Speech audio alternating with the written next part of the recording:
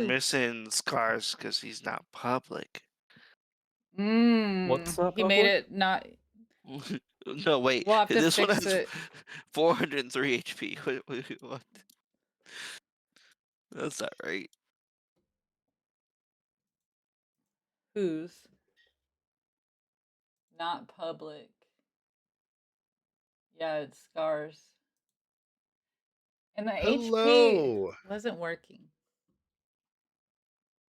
All right. Welcome, everybody. It is Thursday. How you guys doing? It's a weird day for D&D. I'm told it's one of the best days for D&D, apparently. That's what you hear. That's what I hear.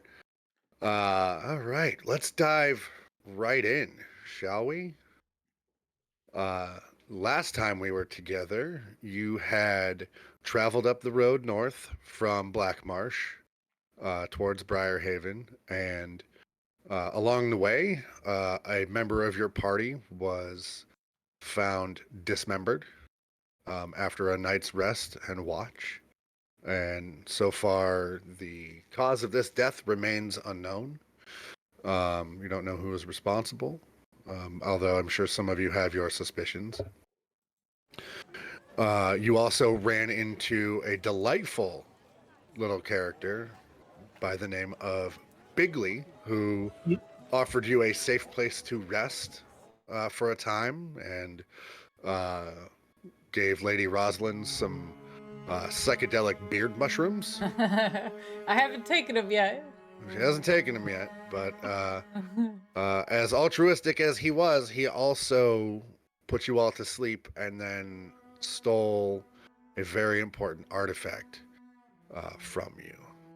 And when you discovered this, you all tried to at least talk to him, if not break his door down, and he farted in your general direction and then escaped out the back, as is his way. Sounds we like might him. see Bigley again, though. From there, you traveled the rest of the way back to Briarhaven. You encountered some bandits that were out searching for your group and specifically for Terra, where you had defeated them and their guard drakes questioned one of the survivors before Scar unceremoniously and violently cut his tongue out to prevent him from telling anyone about your group. You then made it to Briarhaven, where you were greeted at Lord Graham's mansion by his assumed servant, Iteration 7, who then brought you all to your rooms, where you were given food, a hot bath, and a place to safely, for the first time in what felt like ages, get your rest. So we will pick up right before sleep finds you. Let's start with Vivhik. What are you doing to wind down for the night now that you are safe? Now that I'm back, to be honest, I think I will just kind of try to find a nice place for Eclipse to sit. Now that I have a little bit more value for her, I can't just lay her down on the ground or whatever. So I had to figure out There is actually conveniently like some like a weapon rack. pegs that you could, by the door, Yeah. that you could probably hang her on. So I'll figure out somewhere to put her. And then honestly, I mean, it was quite the adventure, and I think that I would probably just kind of go straight to sleep after kind of just kind of spending a few minutes contemplating what happened Sure. during the journey. But I think rest will find me pretty quickly. Okay. Scar, now that you are safely sequestered away by yourself for the evening, how are you winding down before you're taking your rest?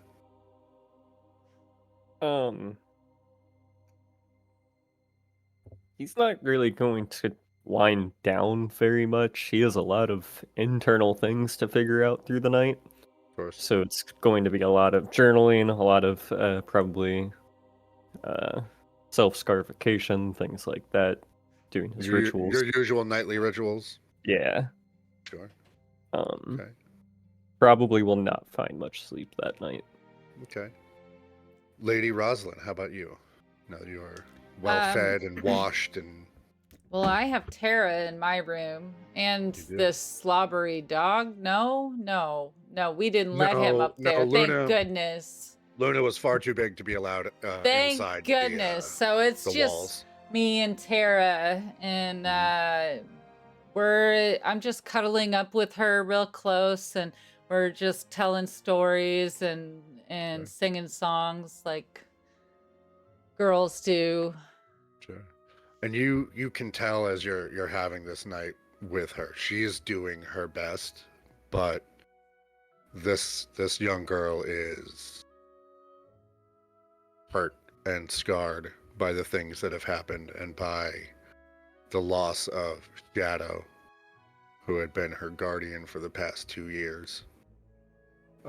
So while she might be smiling and giggling and singing and doing her best to be a part of that moment, you, heartbreakingly so, I think, can tell that there's a very big piece of her that is not in this room with you right now. Right. And Lady Rosalyn gets that too, because that's the loss she felt when she was younger and lost her brother. Mm-hmm. She just, it's in her nature to just pretend and move on. Mm-hmm. So she's pretending in that moment that just like Tara is. Yeah. And you guys are having as great a time as you can under the circumstances. Straw Bill, how are you spending the remainder of your evening now that you are off the road? So I'm going to actually go out into town. Oh. And okay. I, for one, let a gnome steal something from my crew. I have some issues that need to be thought about away from Scar, because I have recurring instances of when I was awake and seeing him night Shadow was murdered, and then not thinking that it's connected because I thought he was off doing his rituals. And then the turning points of how dangerous he can become, apparently.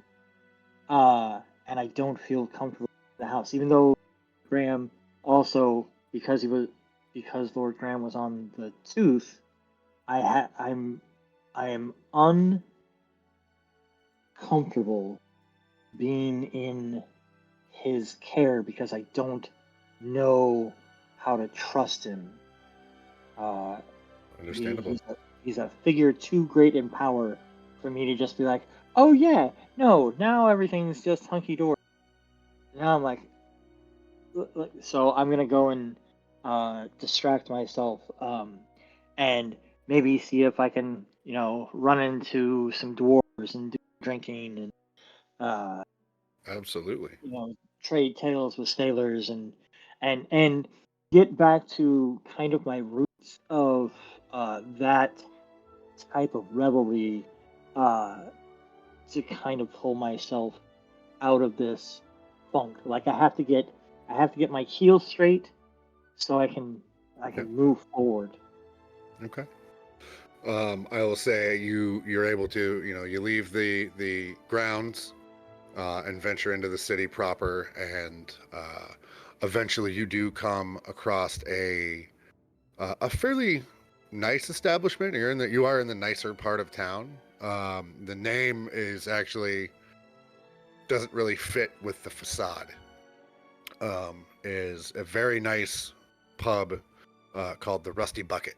That is, the lights are all on. There's a good amount of patrons inside, and it sounds like a fairly merry place to be. The drinks are flowing, and so is the conversation and the people. So, might be just the ticket you're looking for tonight, to take your mind off of things, or maybe give you some clarity. Who knows? Right. With that, we will go back to Vivhik. Vivhik, it doesn't take you long to fall asleep, and you know you're the kind of guy who can kind of before your head even hits the pillow, your eyes are closed and you're already halfway there. And tonight is no exception. Once sleep finds you, though, you wake up, or you feel you wake up, and you're back in that stained glass room and staring up towards a large throne that is in the shape of lunar moth wings, and sitting on the throne is the blonde-haired female form that is what you know to be Eclipse's possibly true form. Whoa. Hey. And she sees you and smiles, and she I says, smile back. I am proud of you for how you were these last few days since our talk. There was a moment where I felt your conviction waver, but I think you heard me, and that brings me joy. Tell me. Oh, the fire thing? I wasn't super serious about that. You don't need to lie to me, Vivhik. Okay. Yeah, you got the best of me there for a second. You can learn to control these things. It is up to you to be the shield, which means being stronger than sometimes even your own emotions. But don't take that to mean not feeling anything either. Let's see. Well, I will say that, I understand that you want me to be a shield, but I tend to be more defensive by being more offensive. Oh. I do have a blade, don't I? Just making sure that's okay with you, because There are many ways to protect someone. It doesn't always mean standing in front. Sometimes it means being proactive. And with that, she stands up and walks over to you and snaps her fingers. And in your hand is the eclipse that you've been carrying for years, your halberd. And in her hand is a massive single-edged greatsword that just looks like the blade is kind of in the shape of a singular moth's wing, and she's holding it effortlessly in one hand. And she brings it around and kind of points it at you and goes, "Are you up for some training?" oh, I didn't think this night would get any better. And she smiles and kind of rushes at you. And for the rest of the time that you're sleeping, you're clashing blades with her and practicing forms. And she's, will stop every once in a while and kind of correct your stance with the halberd and things like that, and kind of guide you with how she likes to be handled. Ooh.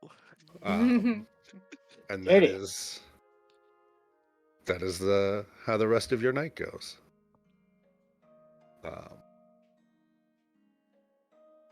Scar, you expressed you would have a difficult time finding sleep. And that is true. You do have a difficult time finding sleep, but not an impossible time.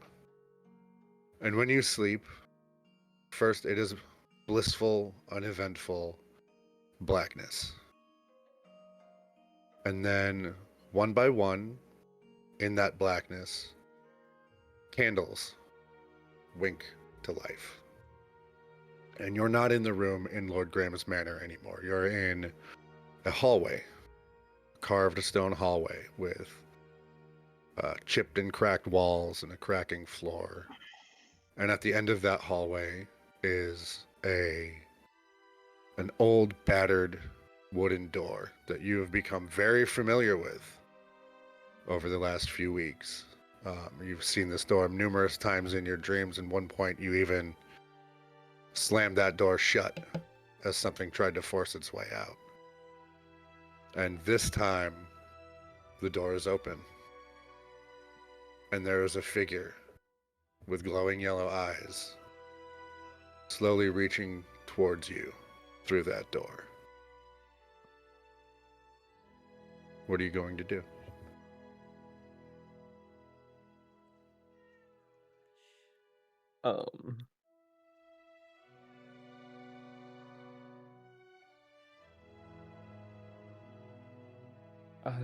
I will do the one thing I know how to do best and try to punch it. All right, go ahead and make me an attack roll. That's not gonna hit it. As you run up to this figure that is just behind this thick black smoke that is starting to curl out from that door, and throw a punch at it, that clawed hand darts out and stops your fist before it has a chance to land, and you feel that grip tighten around your wrist, and it is vice-like and it is painful, and it starts to pull you closer to that door. Go ahead and make me a wisdom saving throw. 15. Okay. You resist. You start to back up. And you wake up in a cold sweat. It is still night. You are safely back in the room. This time, when you try and fall asleep, and it takes a while longer yet, you are able to sleep. And this time, nothing disturbs your dreams.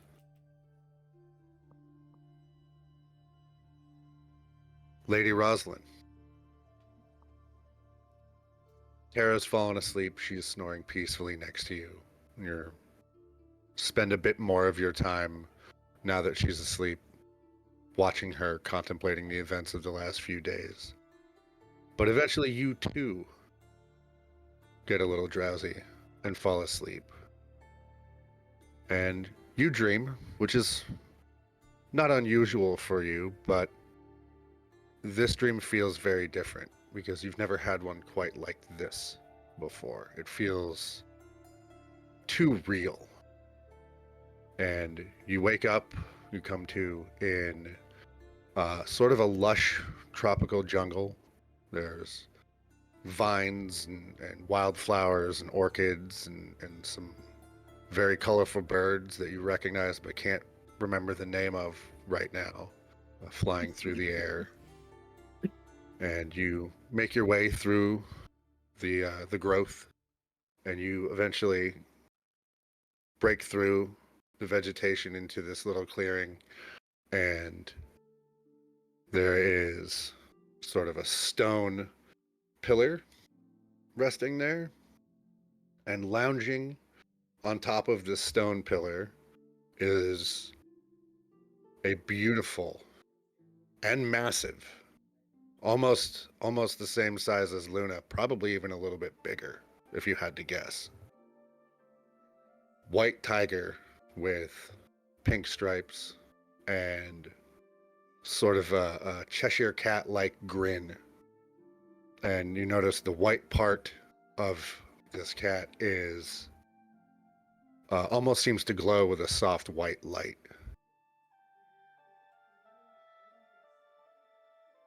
That's What would you like to so do? pretty. And that's not me? Am I looking at myself? Are you thinking this, or are you saying it out loud?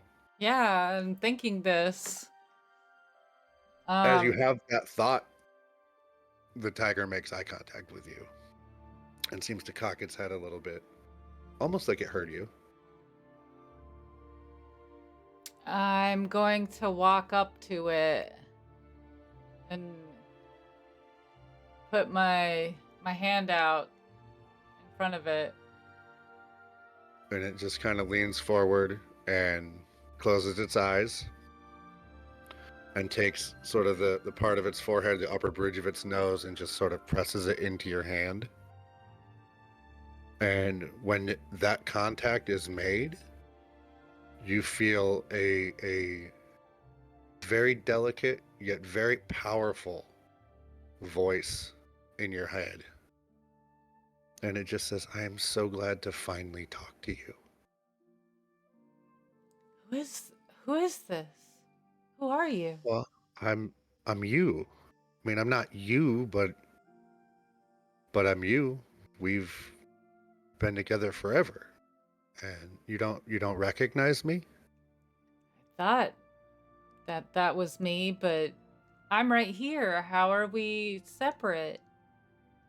Well, we're two halves of the same whole. Do you understand? I suppose. Sometimes when people undergo the curse, they fight that other side of themselves. And I've been so afraid that you would fight me.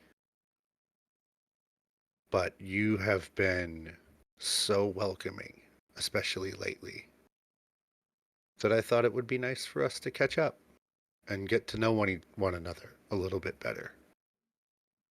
Tell me everything. Well, what do you want to know? Are you older than me? No. We're the same age. Technically you're older. I came after. I came when you were cursed. Well, when you got your gift is a better way to put it. And you came with my gift? I am the gift. Oh. The gift was given to me to save my life. I'm glad I could help. So what do you plan to do with this? What do you want us to accomplish? I'm not sure yet what it's going to mean to be ready to take over and be the leader that we need, but I don't feel like I'm there yet. I feel like I need to learn and explore, and there's just so much I've learned already just going on this trip with all these different people. And you know, I'm so young. I just don't feel like I'm ready to do all of what they want me to do. Well, and it kind of gets up and hops down and kind of starts walking around you a little bit, and not threatening at all. The sense you get from this is you feel like you've known this. It's like running into an old friend that you haven't seen in a long time. And she kind of walks around you, and she's like, "Well, maybe don't worry about leading others yet. Maybe what we need to learn to do is follow a bit and, you know, learn from the people around us. See how they lead. But I think you and I can do great things together, and I want to help you. I want you to help me." And the tiger kind of looks around and she says, "This jungle could be a lot bigger. if we work together, and kind of a big cat. Be nice to have more room to run around in. Can we talk like this periodically? It takes a lot of work, but the more we practice, the easier it'll get. I would like to help you make this bigger. I'd like that.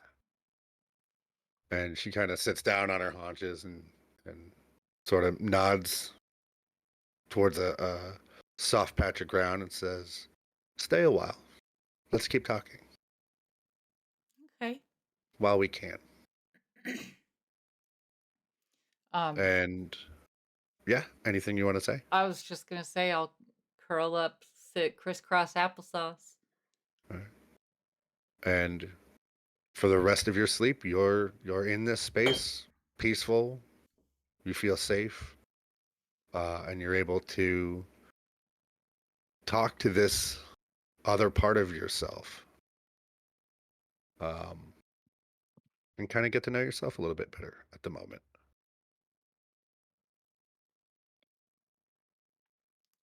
Nice.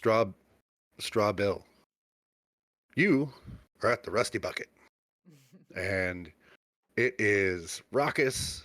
There are bards that you can pay to sing ballads. There are voluptuous tavern maids walking around, pouring beer, bringing out food. A couple of bar fights have broken out in even the few minutes since you first arrived there. What would you like to do in this tavern? Uh, I will walk in, not directly through the middle of the tavern, but towards one of the edges. Find a common table with an open space. Maybe some folks playing cards Sure. or dice, and sit down and order some drinks and listen to the commotion of the joy of camaraderie. Listen to the people I have been on an adventure with are not my people per se. They are not great travelers. They are not actors. They are not. They are restricted by their oath or their requirements of position to be and do these things. I need to be in reckless abandon. So Sure. I may drink too much. I might gamble a little too heavy, but just to feel that kind of ship sailing within me while I'm on dry land, Sure. basically. Get a little swerve on, and Absolutely. yeah, and just tell tales of the night the bright star was smashed by the kraken of the Silver Strait. Tell tales of the Golden Palms, and just revel. Sure. And you do for a few hours. Go ahead and roll me a percentile die real quick. Okay. Do, do, do, do, do, do, do, do. 99, baby. Okay. Ooh. Go You're ahead and having some real fun. roll me a D8.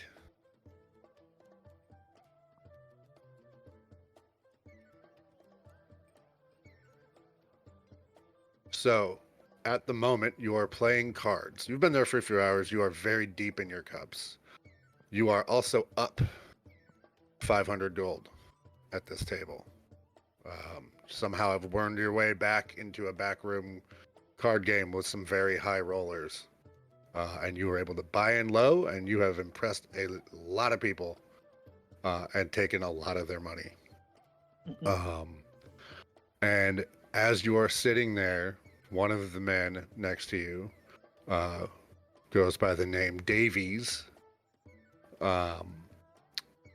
Leans over to one of the other players, and he goes, This guy's almost as good at cards as Sig is, don't you think?" And the other guy kind of nods, and he leans back over to you, and he goes, we're here every week.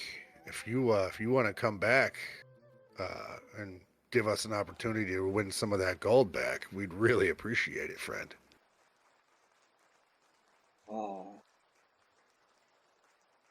Well, I'm here now, and I'm not really going anywhere anytime soon, I think. By all means, let's carry on. And when the next game plays, I will intentionally lose for a little while. Okay. Not the full 500. A couple of hundred. Just to spread it around. Okay. Buy drinks. When I hear Sig's name being mentioned, I will start up a conversation and with Dave about what he does, who he is, who Davies is, and learn kind of what, not if Sig Barrows is his boss, but in a way of kind of like creeping it out from him, what his relationship would be to Sig if,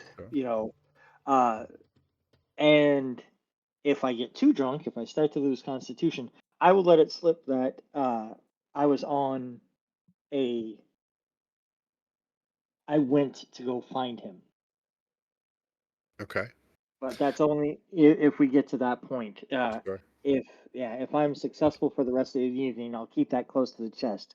Right. But I want to find out if this guy is attached to was it the Black Rose?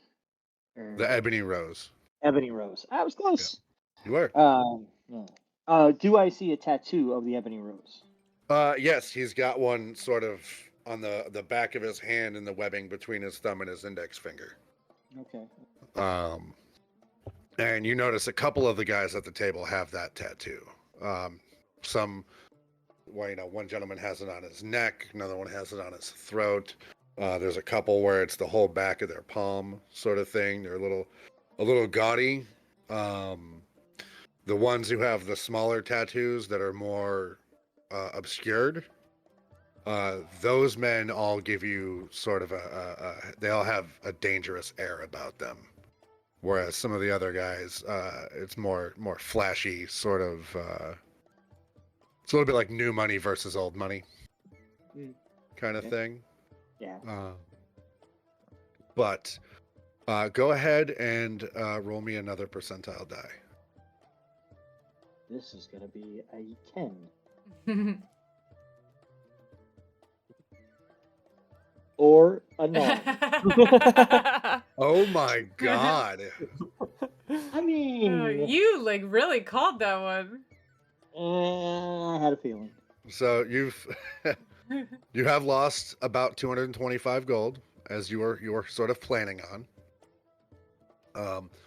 But in selling it, you're also pretty deep in your cups at this point. Go ahead and make me a Constitution saving throw.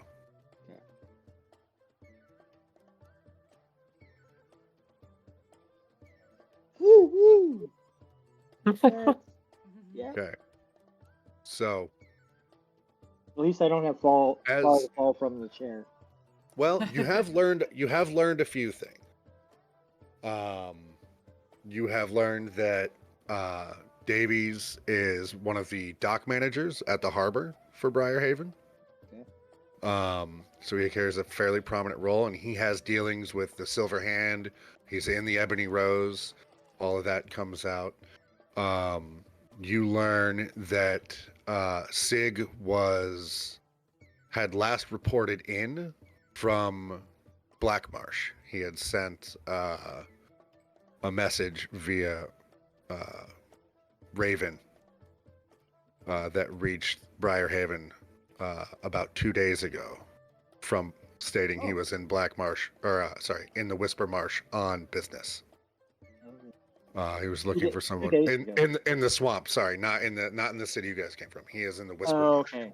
Whisper. Okay. Sorry, okay. I misspoke. When you have two different locations that both end in marsh, things get confusing. That is bad world building, kids. Don't do it. But yeah, he is in the Whisper Marsh.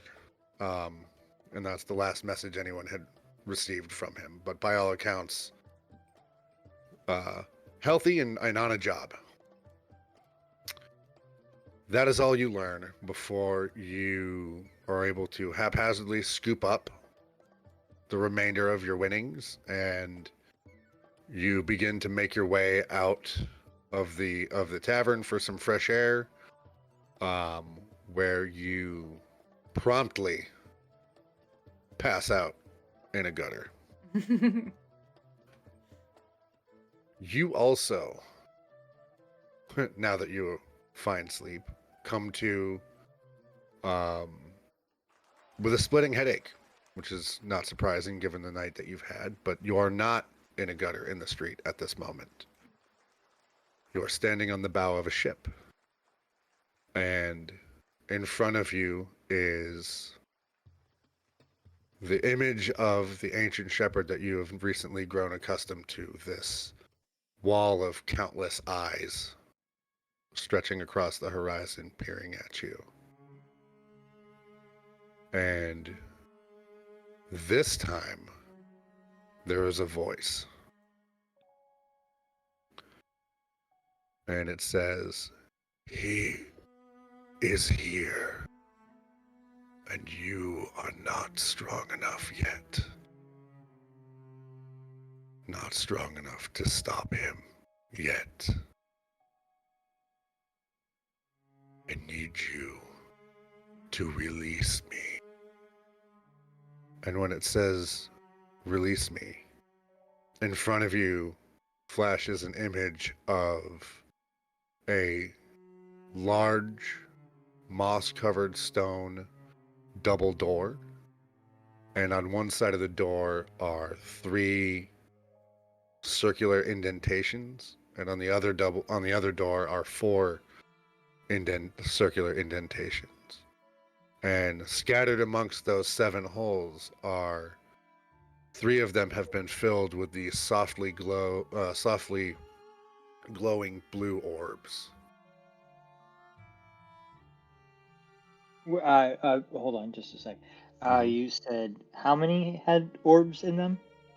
3 of them have orbs. The other 4 are empty.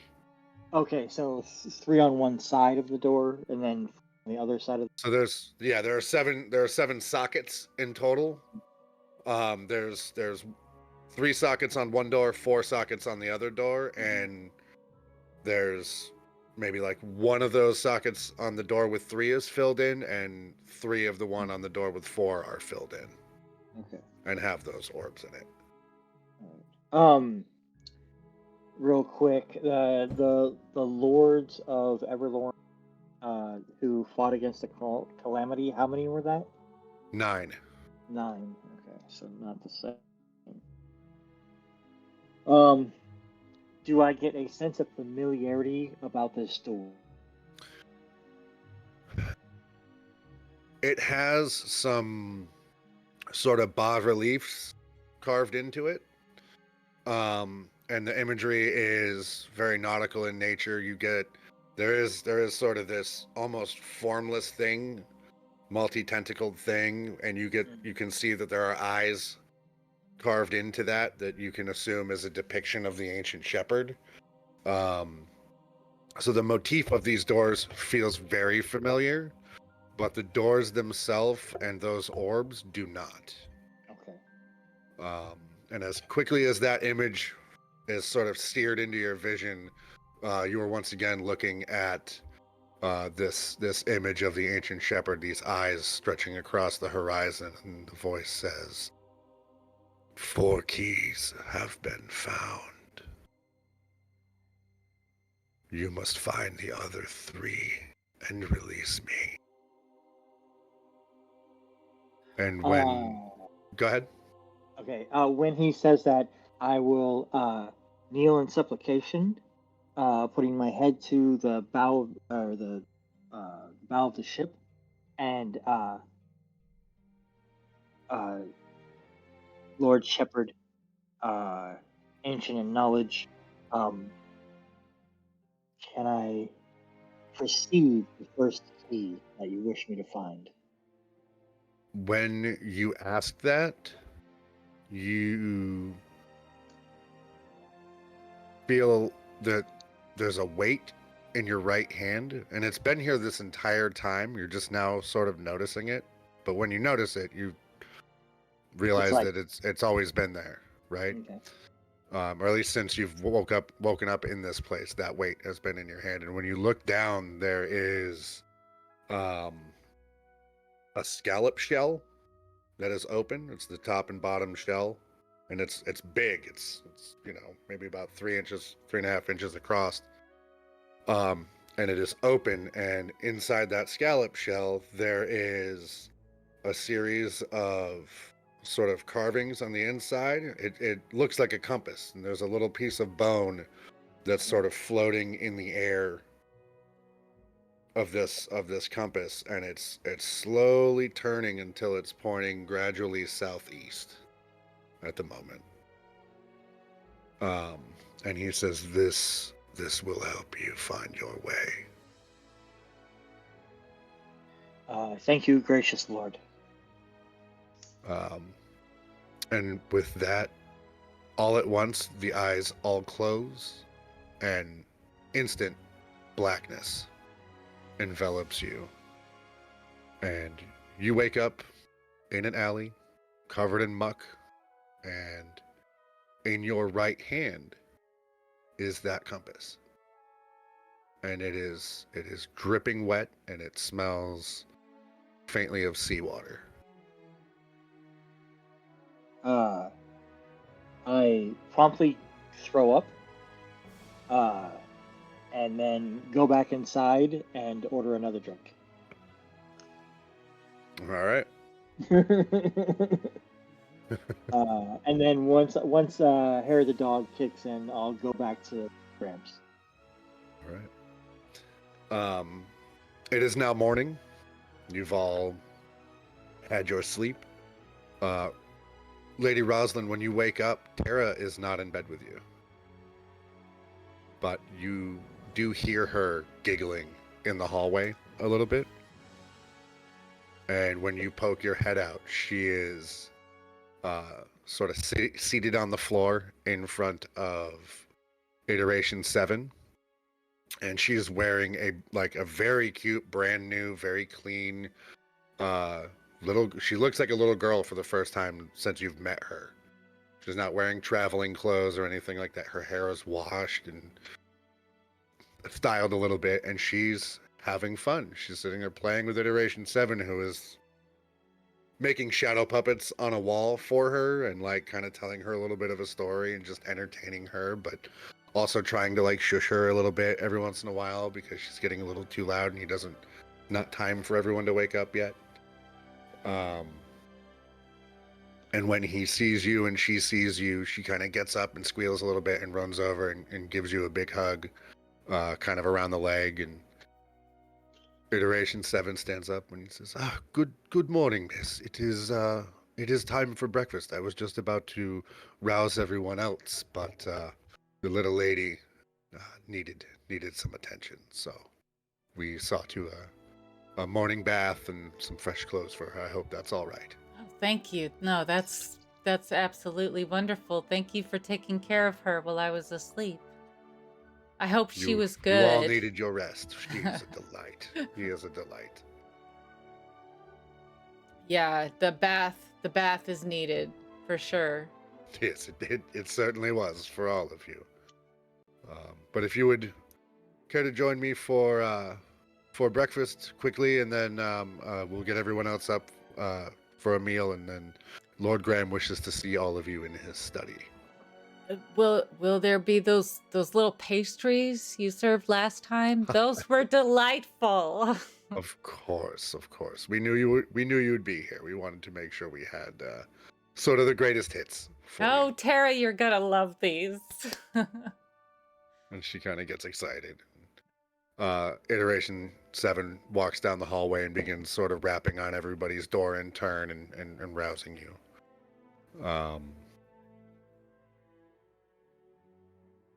So yeah, is there anything anyone needs to take care of before breakfast?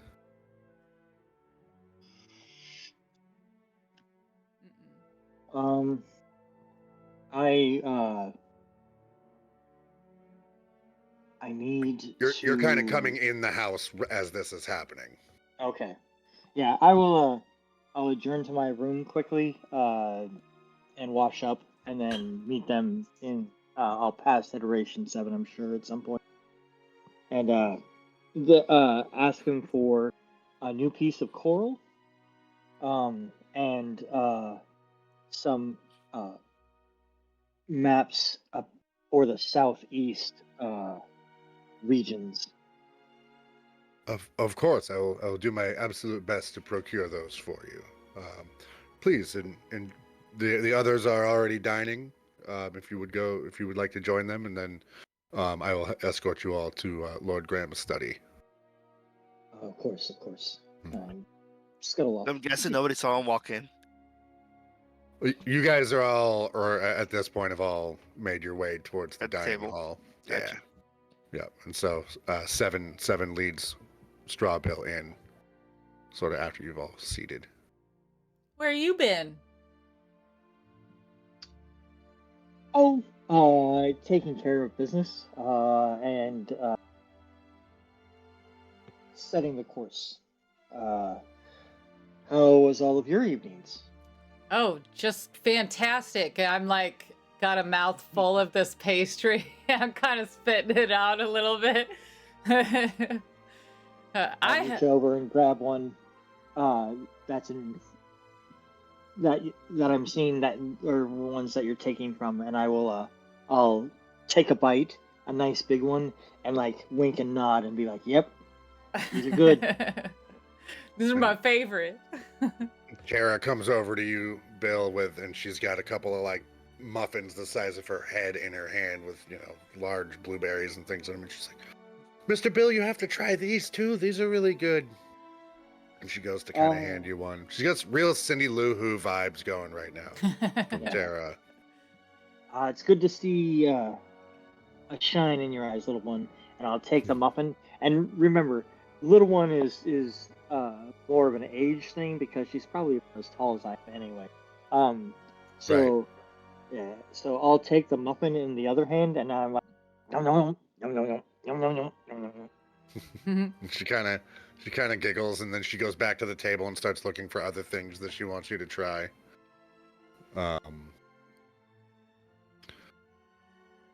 I will say I am 100% avoiding Scar at this point. Yeah, what's happening at the table right now, Scar?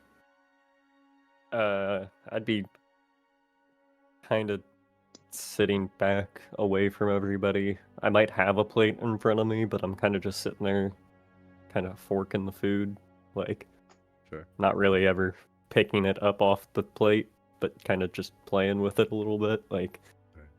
And just being very out of the way and not present. Sure. So you all finish your meal. Great breakfast. Sunny, beautiful day. This is the first time again that any of you have felt safe since the gauntlet, really. And as you're all sort of relaxing and digesting a little bit, Seven walks back into the room and says, "Please, if you would follow me, I will take you to Lord Graham. He would very much like to speak with you. Learn what you have learned." And with that, he leads you into Lord Graham's office.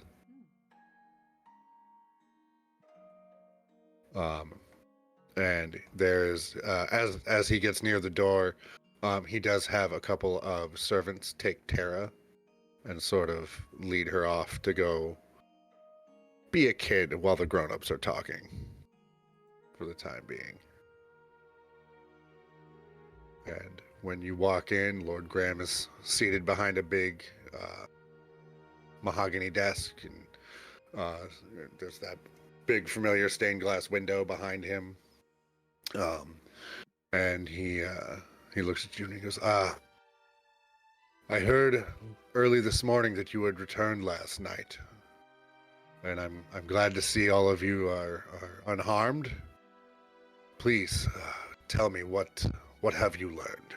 What befell Black Marsh?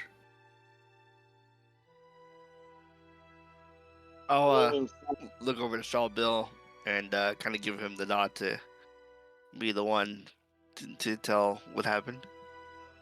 I'll literally walk up to the desk, and I'm like, and put my hands on it. How big is the desk? How big is the it's probably about, I would say like 3.5-ish feet high, Okay. maybe a little more than that, and probably about 8 feet long, about 4 feet wide. It's a big desk. I will start by, and I'm gonna start pacing in front of his desk, and I'm gonna recount what happened, from my perspective. Okay. Because I don't know that Scar turned to stone. Right. That wasn't really discussed. But all of the other things that happened, meeting Shadow, and Terra, down to the point where we lost a tooth. And when you say that, his eyes widen, but no other real expression crosses his face, and he just kind of takes it in and continues listening. As Bill, as you are describing the events, Scar, I'm going to need you to make a wisdom saving throw as you walk in this room and set eyes on Lord Graham. 19. Oh, no. Okay. Is that bad? Continue, Bill. I when I have questions for you, Lord Graham. I have a vast number of branching questions from stem to stern. This adventure, we have been plagued by visions and voices. Well, I have been plagued by visions and voices about something arriving, something powerful and evil and vicious. And who are you? I got a chance to study the tooth and your visage on that tooth. That tooth is older than I can even conceive of. It's from the Calamity, or it depicts something from the Calamity. Like It that's does. yeah, Well, not the moment quite after. the Calamity, but Yeah. yes, I know the artifact that you speak of, and it does depict a very important event in our country's history, and our planet's history, for that matter. And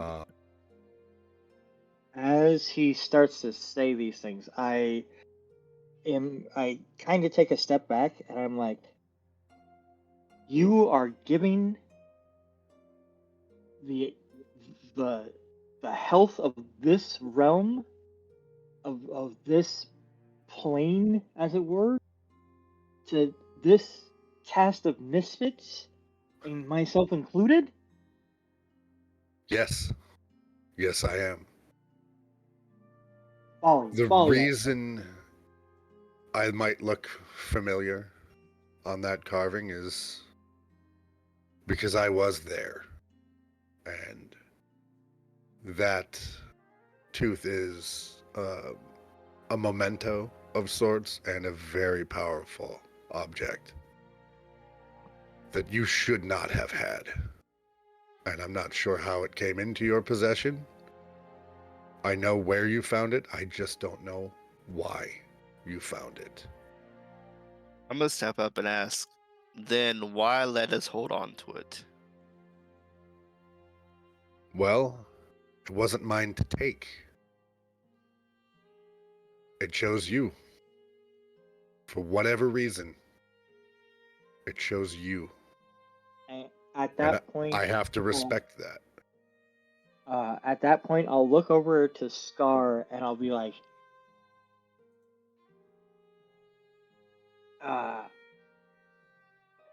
there has to be some connection. I don't know what it is, but there is something in him that I do not trust, that is very powerful, and I don't like it and I don't understand it. And if he was the one who found the tooth, there's a connection there, and I'm not being able to put it together, and that is fog on my path, and we are headed for dangerous shoals at this point. Scar, make a wisdom saving throw, as Bill is pointing this out. Lord Graham 13. is listening to everything that you're saying, and he begins to open his mouth. But you notice, Bill, as you're saying this to Graham and looking at Scar, he is drenched in sweat, and his eyes are now on the floor, Scar's staring at eyes his on. feet. His head is down, his eyes are pointed Okay. towards the floor, and faint wisps of thick black smoke have begun pouring from the cracks on his skin.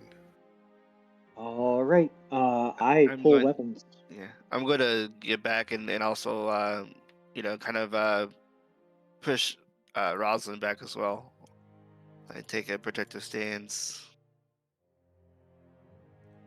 I'm gonna transform into my cat form. You all need to leave now. This is the first time you are hearing Scar's actual voice, as he bids you to run. And as those words leave his mouth, every candle in this room, the fireplace, winks out, and the light coming from outside from that stained glass window is the only light in this room, save a pair of glowing yellow eyes as Scar lifts his head and begins to move.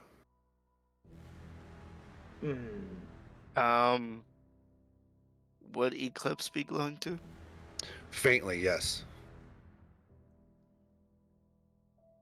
And Would it you be get enough to you see in you front get a of? sense. Yeah, it's dim light in a 15-foot radius around Okay. you, and you get a sense of eagerness, sort of, that is not your own, filling you, Vivhik, as these flames wink out. I think I'm gonna try and cast sleep on Scar. Go ahead. He needs to make a wisdom saving throw. Sure. Oh, 21. I don't do it. No effect. May I have a possible action? Or are we in combat now? You are. Okay. I will turn and shoot the window. You're gonna shoot the window? Yeah. Okay. Make it a hole. go ahead and roll initiative.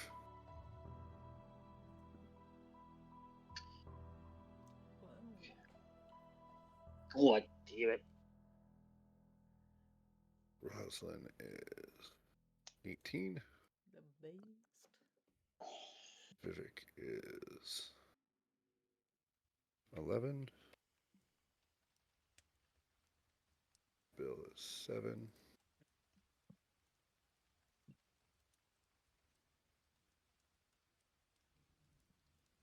I think that's it, right? Okay. So, Scar, you're up first.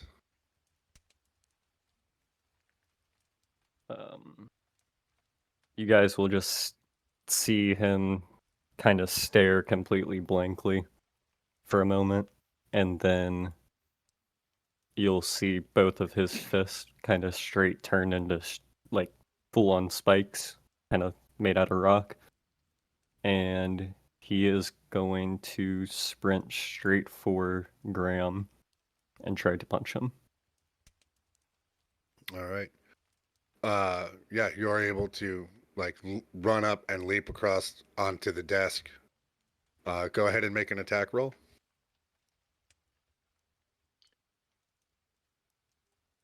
23. That will hit.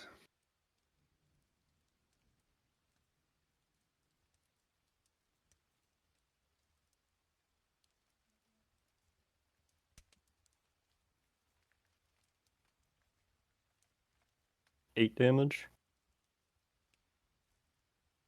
That's 19 damage. As you leap up on the desk and go to bring your fist down, and that black smoke that is kind of now pouring off of you, billowing off of you, seems to form around the edge of your fist and almost sharpen it as it comes down on Lord Graham. Oh, that's right. I have to do it in his, don't I?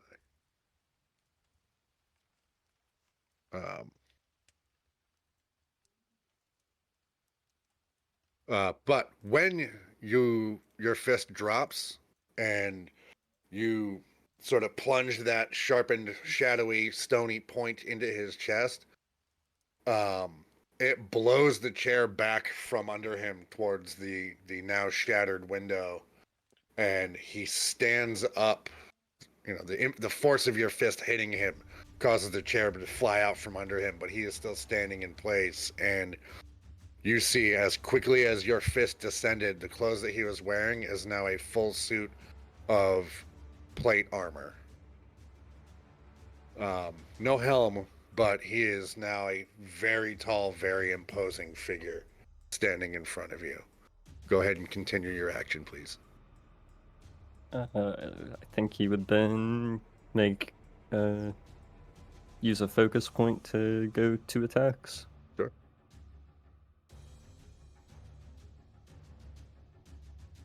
$15 to hit.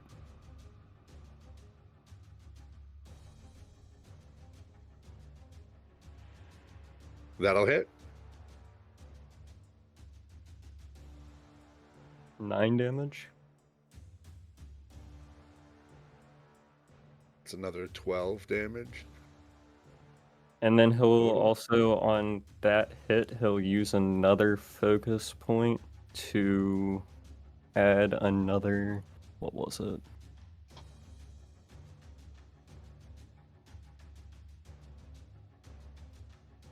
Martial arts die, so D8. Okay. 3 damage. 3 damage. Yeah, and that's gonna like be, Yep. and that is force damage. Yep.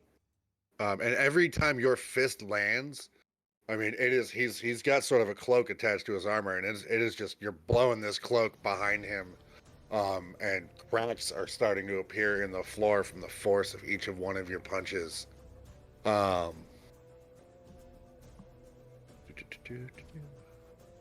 Then he'll get his second unarmed strike. Yep. Nat 20. Nat 20. That'll hit. Go ahead and roll damage. 16. 16. So another 20 damage. And now you've completely blown out the frame of this window, and again, there's the cracks are getting ridiculous in this floor. You guys can feel the room is starting to shake. And on that, I'll also do another focus point to do another D8. Yep. He's throwing basically everything he can at him, so Yep. 2. 2 damage, okay. With your last hit on him,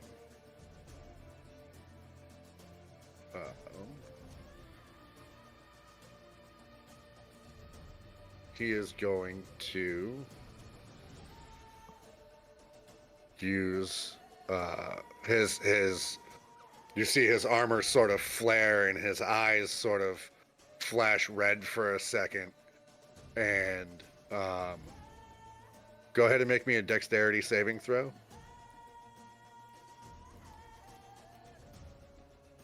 Uh, 11, and then I do have a luck stone. I just realized, so that'll be 12. Okay. And as his eyes flash, right as your last punch lands, there is this sort of, and this pulse comes out of Lord Graham, and you are going to take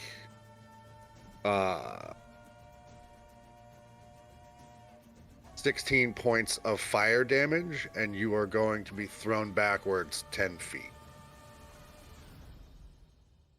which would put you right here. Gotcha.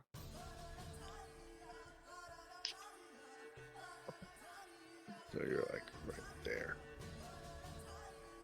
That's it for me. All right, Lady Rosalyn, it is your turn. All right.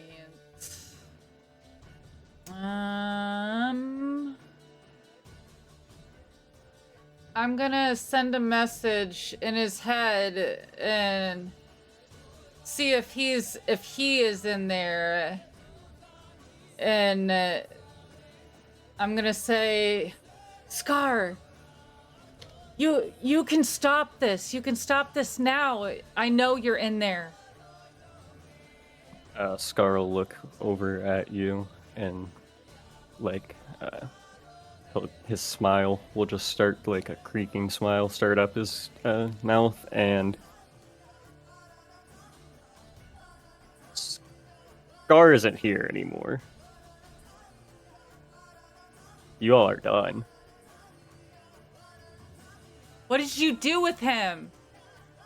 He's mine now.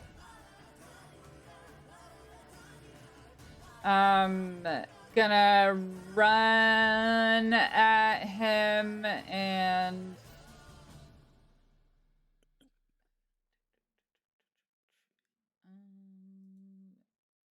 thought I had a bonus action left. Don't I? That's all I got left is a bonus action. I'm going to I'm gonna pull the hairpin out and I'm gonna prick myself, and you're gonna see like my claws light up with lightning as I activate my my Rite of the Storm, and then that's got to be the end of my turn for now. Okay. Next is going to be iteration 7.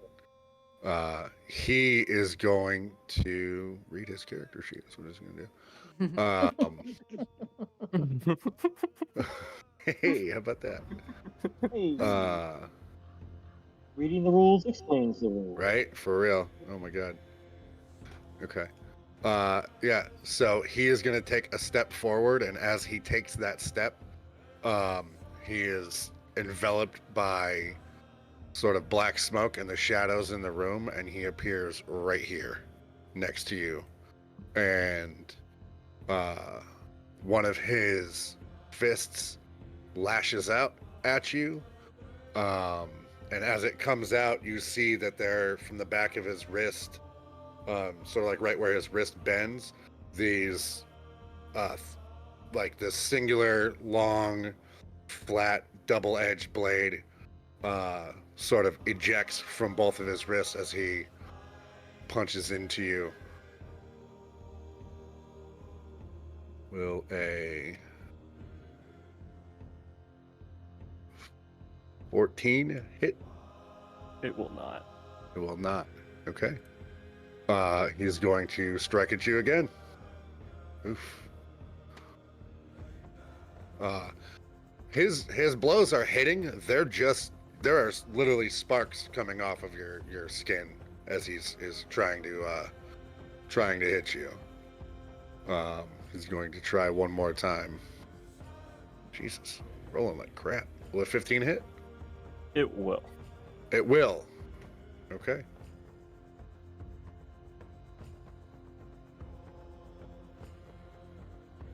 So that's going to be 7 points of slashing damage. I'm going to deflect attack that. Nice. Okay, so what? Take half or none? When an attack roll that includes bludgeoning, piercing, or slashing damage hits you, you can reduce the attack's total damage by 1d10 plus 8. Okay. So yeah, you just turn that entire attack, no problem. And then I will use a focus point, and iteration 7 will have to make a dexterity saving throw. Okay.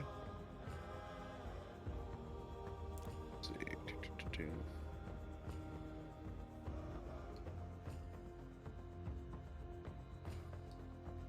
All right. What's the DC? 12. 12. Yeah, so you swipe out, lash out at him, and he just almost very inhumanly, he sort of bends backwards at the waist at like almost a perfect 90-degree angle, and then snaps back up into place. And then it will be Lord Graham's turn as he stands up and puts his foot against the desk and kicks the desk at you. Go ahead and make a dexterity saving throw for me. As this massive desk 23. just comes flying towards you.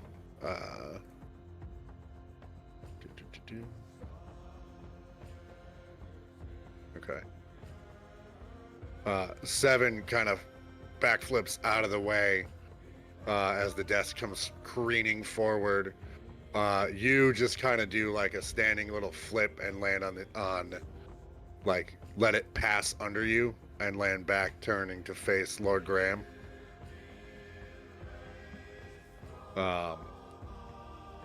He, now that the desk is out of his way, points his hand out to the side and kind of closes his eyes, and you see the darkness in the room.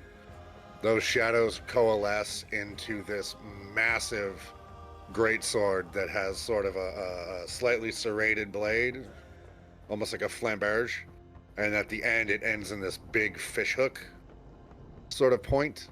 And then he is going to run straight at you and attack you with this sword. Will a 22 hit? That will hit. Okay. So that is going to be 20 points of damage. What kind?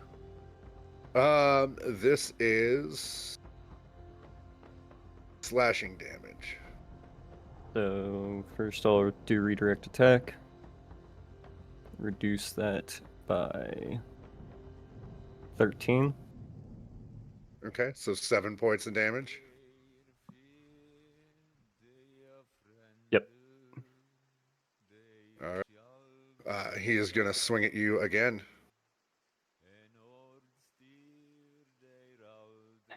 Yep. For 21 points of damage. How many Will times can he use actually redirect be- attack? That doesn't have a cost associated to it. It's just, he just does it. Oh wow. So 12. 12 points of damage. Okay. And he hit for 21, so that's 9. I'll take 9. 9 Yeah. points of damage. Okay. Yeah. And then he is going to, as that lash sort of slash comes at you, he kind of spins around and then grabs you with one hand and goes to sort of spin you around. Go ahead and make me a strength check. We'll just do a contested strength roll. Oh wait, a check, not a save. Not a save. Gotcha. That's a little better. It's a lot better. So he goes to kind of like pull you around and sort of get you away from everybody else, but you plant your feet and actually like crack the floor a little bit. And he has a surprised look on his face as he struggles to move you. Vivhik, you're up. Okay, to start my turn, I am going to cast Large Form. Nice. As a bonus action. And then I'm going to run up to Scar. And I'm going to hit him once with Eclipse.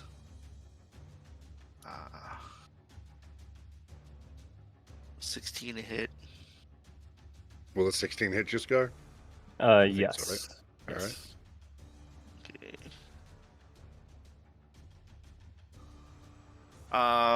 So I do have that feat where if I roll a 1, it's a 3. It'll be 9 So, points it'll be 8 or 8. 8 points. What kind of damage? Slashing. I'll just redirect that. It's a +8 to it. So. Okay. Yeah, and that's gonna be followed by a divine smite. And on that, I'll use a focus point, and you'll need to make a dexterity saving throw. Or actually, Graham will have to make a dexterity saving throw. Okay.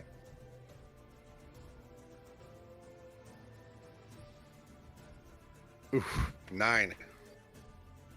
He will. So, Scar is going to grab Eclipse, and like with your same momentum that you're coming with him at, he's gonna swing it around and kind of slam it at Graham.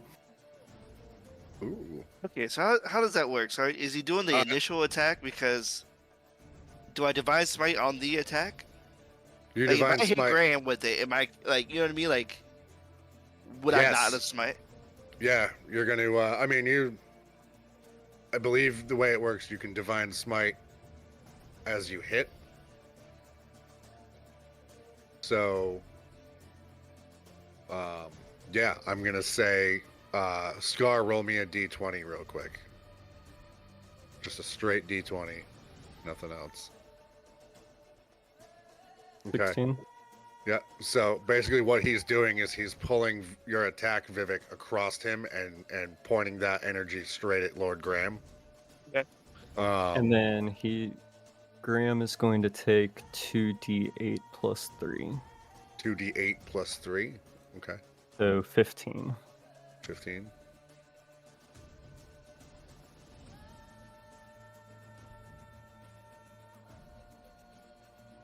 Okay. Right. Yeah, I'll roll for divine smite. Yep. So as that,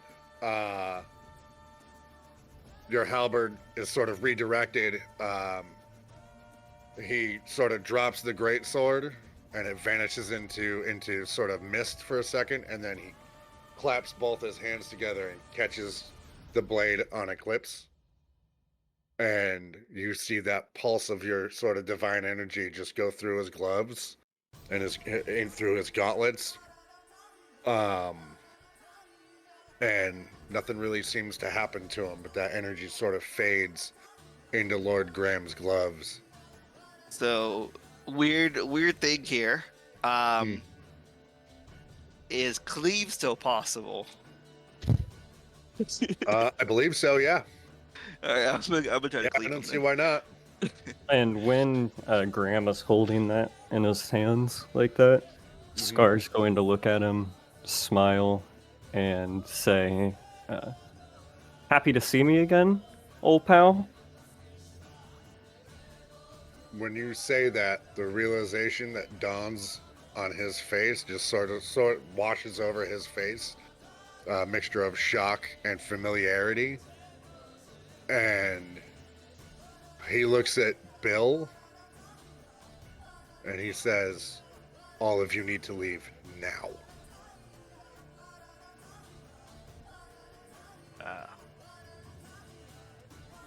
Okay. Go ahead and cleave. All right.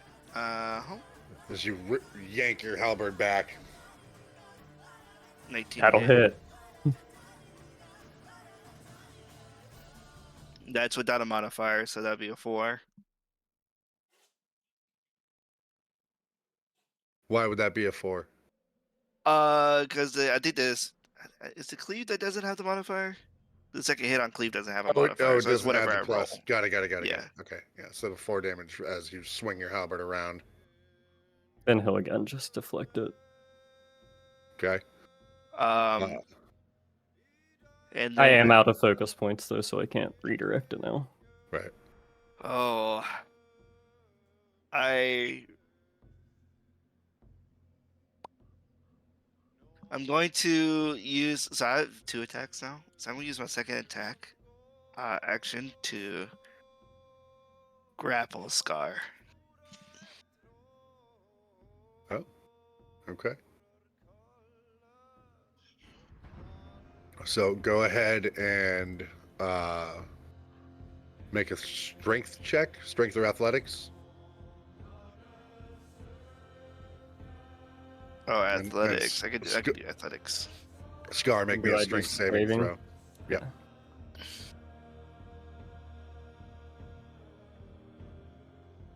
Ooh. You manage to get your arms around him, and he just shrugs you off like you're not even there. Hold on, 1 second. Is it the end? I might have. I have advantage on strength and athletics checks. So let me roll one more time. Okay. Ooh. All right. So as he tries to shrug you off, you manage to hold on tight. Scar, you are now grappled. Straw Bill, it is your turn. Okay, this is real simple for me. I thought you said you Gonna weren't a bird. fly away like a bird. Oh, no. I shot that window with the intent of us escaping. That was the whole point. Yeah, I'm like, follow me if you want to live, maybe?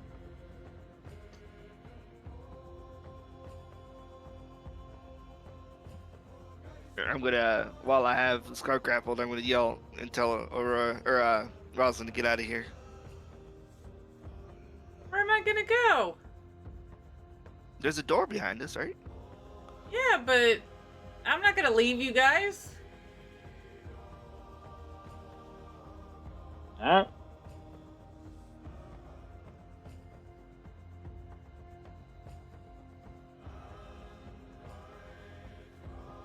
And Hey, Bill, also, Bill, I did can't you go already- out the window are you either doing- because are you doing anything Tara else, is Bill? still here. No. Tara's That- outside. well, Okay. Tara's in the hold- house. Yeah. Tara's in the house, yeah. She's in the house. Yeah. No, yeah, I shot that window to get out of this room. Yeah, I mean, there's still the other door. You can leave out the door, right? I'll yell. I'll say, go get Tara, and make sure she's safe. Cool. I'll do that from the front door outside. Yeah. No, I'm actually talking to Rosalyn at this point. He's trying to get me out of the room. And I'll go get Yeah, I Tara. would- 100% get out of this room. Yeah. My patron told me I'm not strong. This is a sign. Scar, it is your turn. What? How do I get? What do I do while grappled? How does that work? Oh. Correct points. Fun. I believe you make another strength saving throw to try and break it. Okay. What's this? Sorry, I'm looking it up right now. I apologize. 10.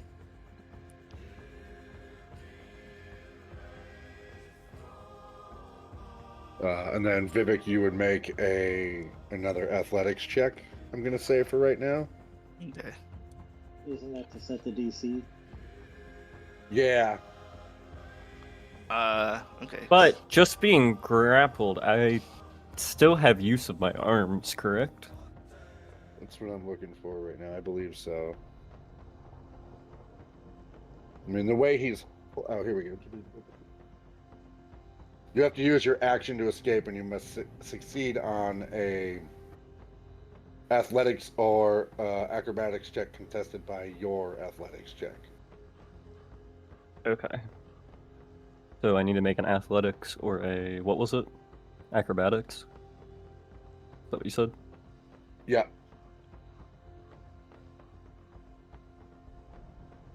Nope. All right. So he's got you firmly in hand. So am I able to try to use a bonus action to maybe, like, punch backwards at him? I'd say you could try and headbutt him. That'd be an Headbutt him? unarmed attack. Yeah. You can try and sort of kick your head back. Okay, yeah, that's what I'm I'm gonna... doing. Yeah. All right, go ahead and make an attack roll.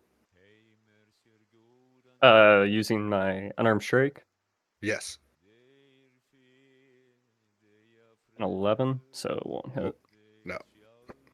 No. 11's not going to hit you, right, Vivhik? No. Okay. That'd Thank be you, Bo. crazy if 11 hit him. He's this Right. big old giant. Right. Oh, so we did it wrong. Gotcha. Right. Yeah. Lady Rosalyn, it is your turn. I'm running out the door to go find Tara. Okay. All right.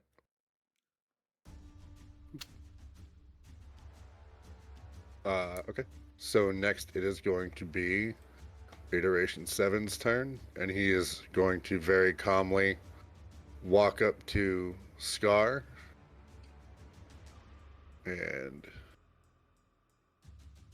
what did he do? What is it? What do I want him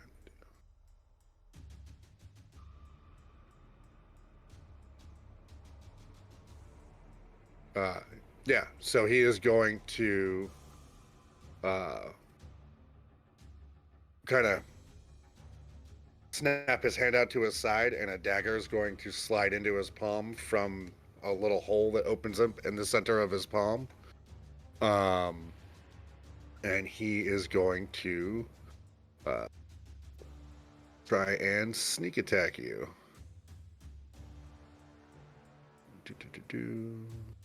Well, of course he doesn't have that. Why would he? Oof. Oh, it's with advantage, though. There we go. That's more better. That's a Sorry. little bit more better. That's a lot more better. So that's going to be 7 damage. Still plus- grappled? Am I able to still deflect attack? No. Because it doesn't... Well, it doesn't have anything that, like, stipulates. Yeah, I'm Aren't Not a gonna. bonus Aren't you- action or aren't you anything like that. restrained while in grapple? Yeah, you're restrained right now, so there's really not much you can do at the moment. So you are going to take 39 points of damage, What? My God. and I'm going to need you to make a Constitution saving throw. And the DC for this throw is 20. You son of a bitch.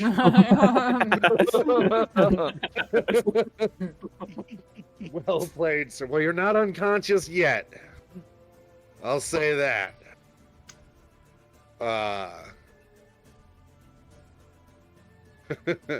Okay. Have it your way, sir. He's gonna do it again. Get 2 25 will 20s hit. in a row. Yeah, right. So that is going to be 6 plus sneak attack damage. That is another 45 Holy cow. points of damage. I think that'll do it. As he sort of slides this dagger up into your ribs. And you drop to your knees for a second. And you're sitting there and you're breathing heavy. And all of a sudden there is another pulse, this time coming from you, Scar. As this wave of black energy just emanates from you. And Scar, I'm going to need you to make... I'm sorry, not Scar. Vivhik, make me a dexterity saving throw. Oh, it has to be Dex, huh? Has to Fun. be dex, yeah.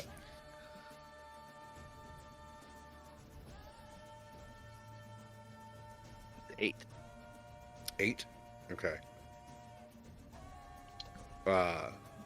Iteration 7 manages to once again kind of hop back in time, but Vivhik, you are thrown back 10 feet, and Lord Graham is thrown back 10 feet away from Scar, and you are going to take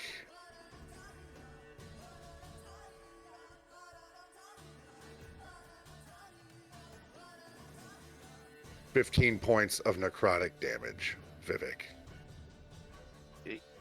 As this wave of black energy pulses out, and you can see it hits the desk and it just annihilates the desk and erases part of the chair. The floor gets torn up around him.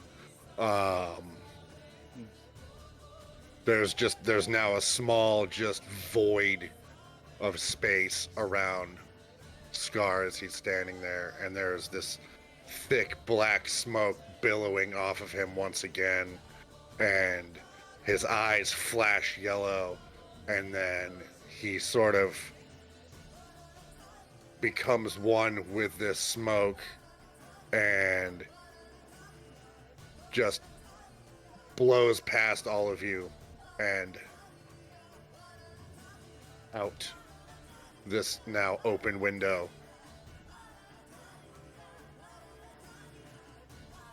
into the daylight and off into the distance.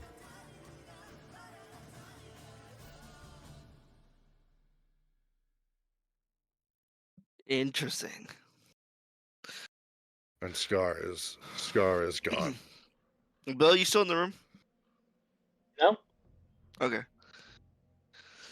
So as I got knocked back and he leaves the room, I'm kind of just on one knee, just bracing what just happened. Kind of a little out of breath because I was just holding on to him for dear life, basically. And I'm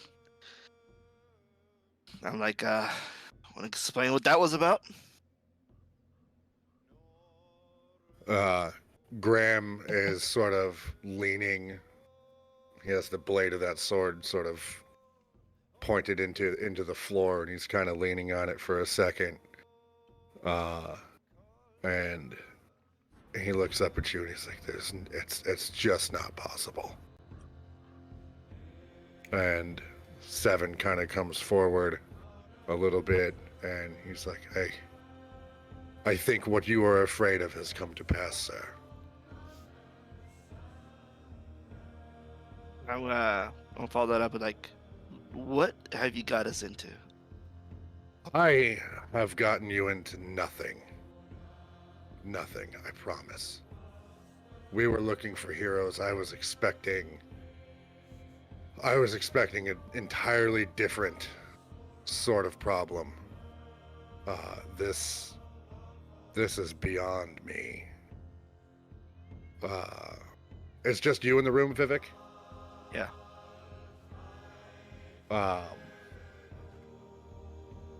Says,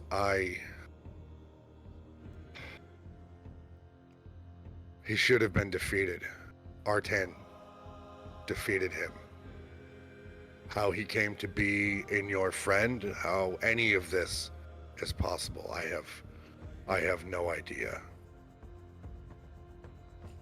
That tooth that you have Had. does many things. It amplifies magic, but it also records events. The last event that tooth was a part of was the fall of the Archmage Artan. That's why my image, Seven's image, our friends' images are depicted on that tooth, because it recorded our deeds last. Well, I know who. I know. Do I know who this is? This is Artan? Archmage. Yeah. We're getting there. Okay. We had to Um, defeat him because when he fought with the being that was just in this room, it drove him past the point of sanity and reason, because he had to reach for a power greater than himself to stop that evil. And we so thought he he did was stop trying it. to defeat what's in Scar, and went crazy. We thought he did. Everything we knew told us that he had won. How And much it danger are changed we? him. How much danger are we in right now? Do I need to go check on the others? What do you know of the Calamity? What do you know Not of much, to be honest. thousands of years ago? A red comet with a green tail appeared in the sky. And our world almost ended. Now, because this being came into it, now this thing is back. I was with Artan when we fought him the last time, before Artan turned on us. And it nearly destroyed us then. Let's see. We're gonna need help, and a lot of it. Sounds like I need to start doing some training. I suggest you get your friends. I'm on it. We have much to discuss. I'll just when he says that, I'll just go ahead and head out the door. Okay. Kind of anxious to go and make sure everybody else is okay. Sure. Out of curiosity, Yes. would I have seen Scar take off? Yes, you would have. Okay. I'm going to attempt to follow him, not engage, just to see where he goes. I will eventually lose him, I would assume. Yeah, he's moving at a pretty good clip. I would say as he breaks through that window, I don't even know what to have you roll.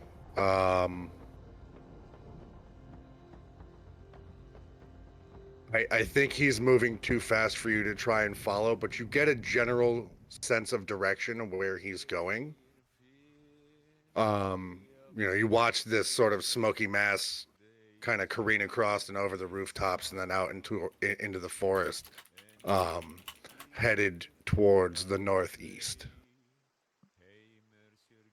Northeast. Okay. Northeast. But yeah, moving far too fast for you to try and keep pace with running through the city. Okay.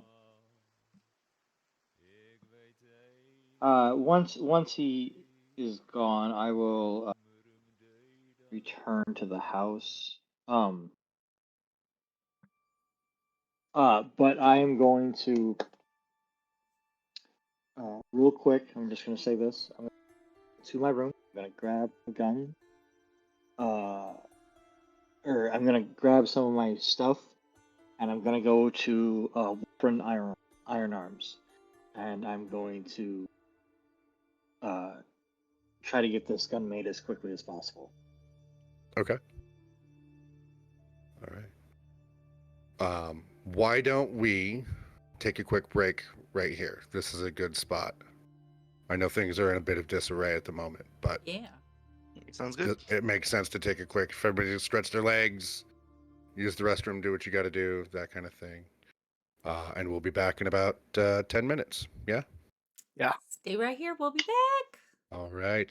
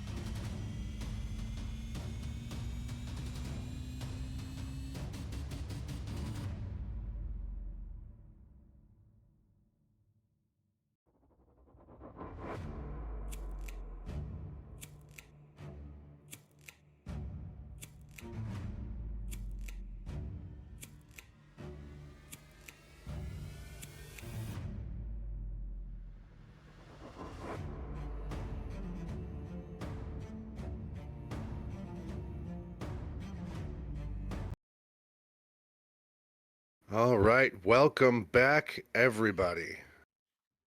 So, that was very intense. Yeah, it was. Lady Rosalyn, you have ventured down the hallway in an effort to locate Tara.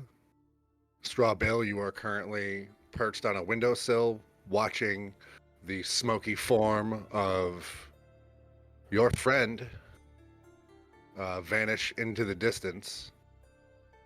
Vivhik, you are inside with Lord Graham and Iteration 7. Straw Bill, why don't we start with you? What do you do next?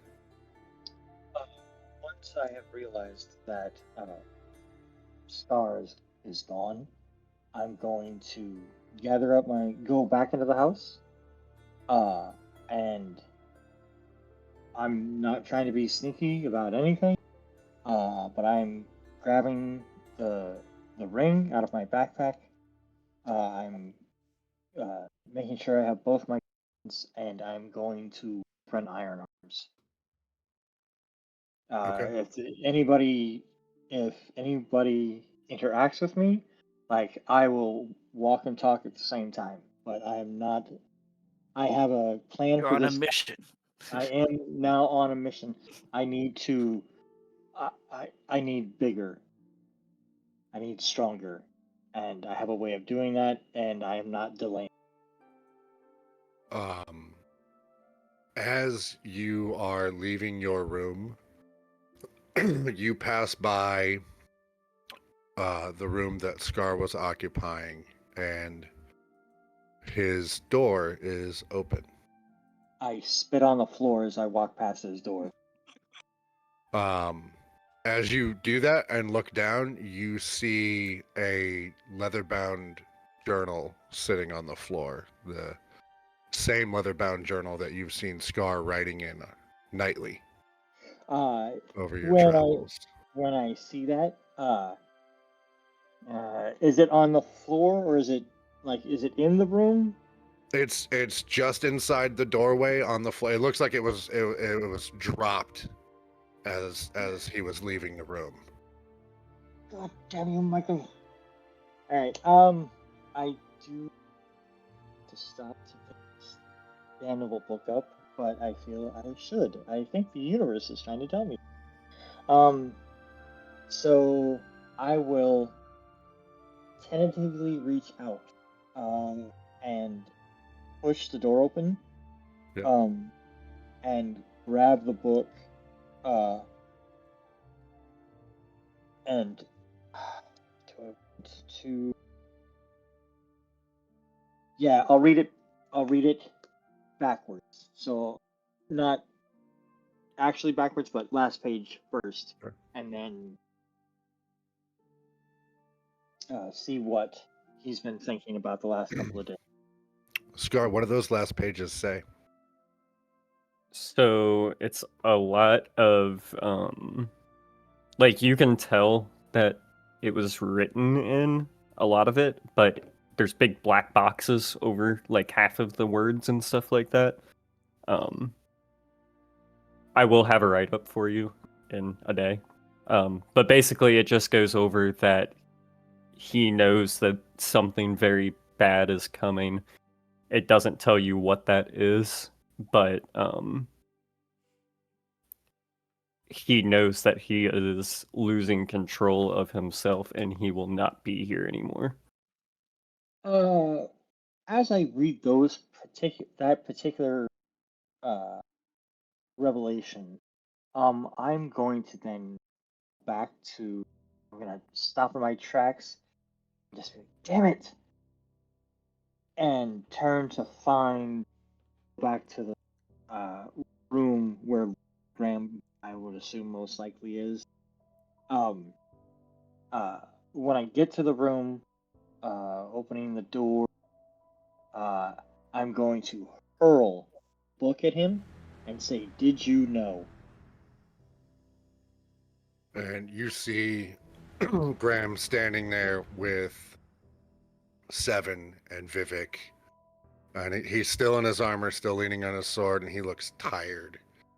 And when you say that, he looks up at you and meets your gaze, and the look on his face is one of abject sorrow.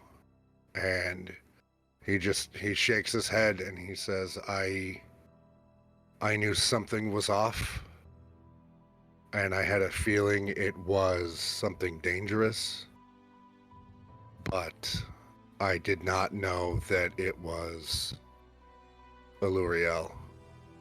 I did not know he was possessed by that thing. And I'm sorry. I'm truly, truly sorry for what little that might be worth right now. But I will help you.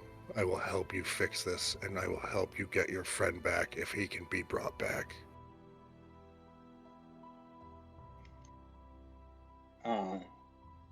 Is that's the first time you've mentioned that name?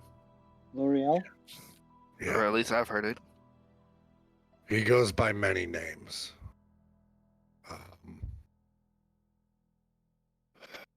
The legend of this thing is tied to a humble farmer named Eluriel, who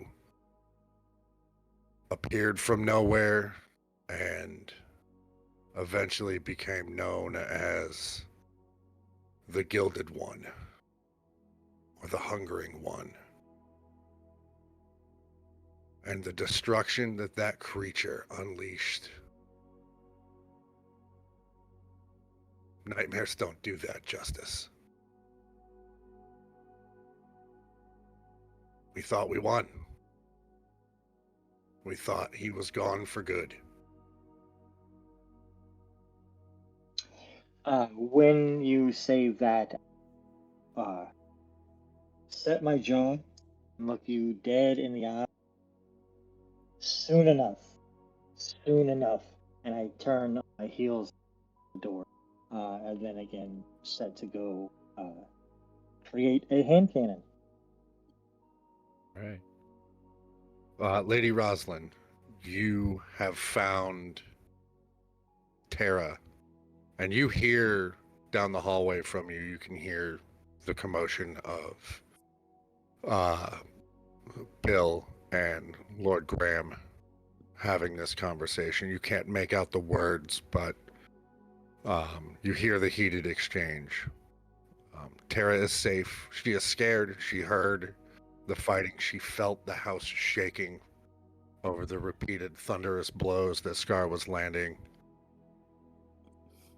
And she is, once again, that same scared little girl that you found on the road. What do you do? Gonna take her into my arms and tell her that everything's okay. That's all I can do. We're going to be okay. And she kind of just leans into you and closes her eyes, and you can feel her kind of shaking and sobbing a little bit.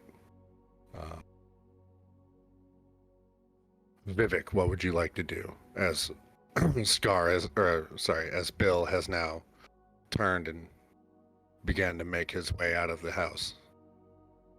I he like feels a little weird. He hears this party that he's kind of spent the last week or so with, kind of getting used to everyone and them kind of gaining his trust through battle, even though he thought that they were so sketchy and things are really falling apart really fast. And I'm just trying to understand it all, like what all happened. Like, Of course. here was this ticking time bomb on our team that you put us on there, and you had an idea, but I was trying to find him help. I just didn't know this was the problem.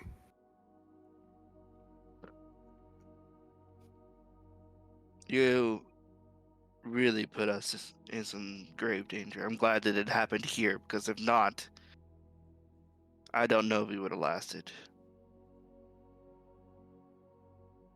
You do know that that almost happened. He had that same flashback in the woods.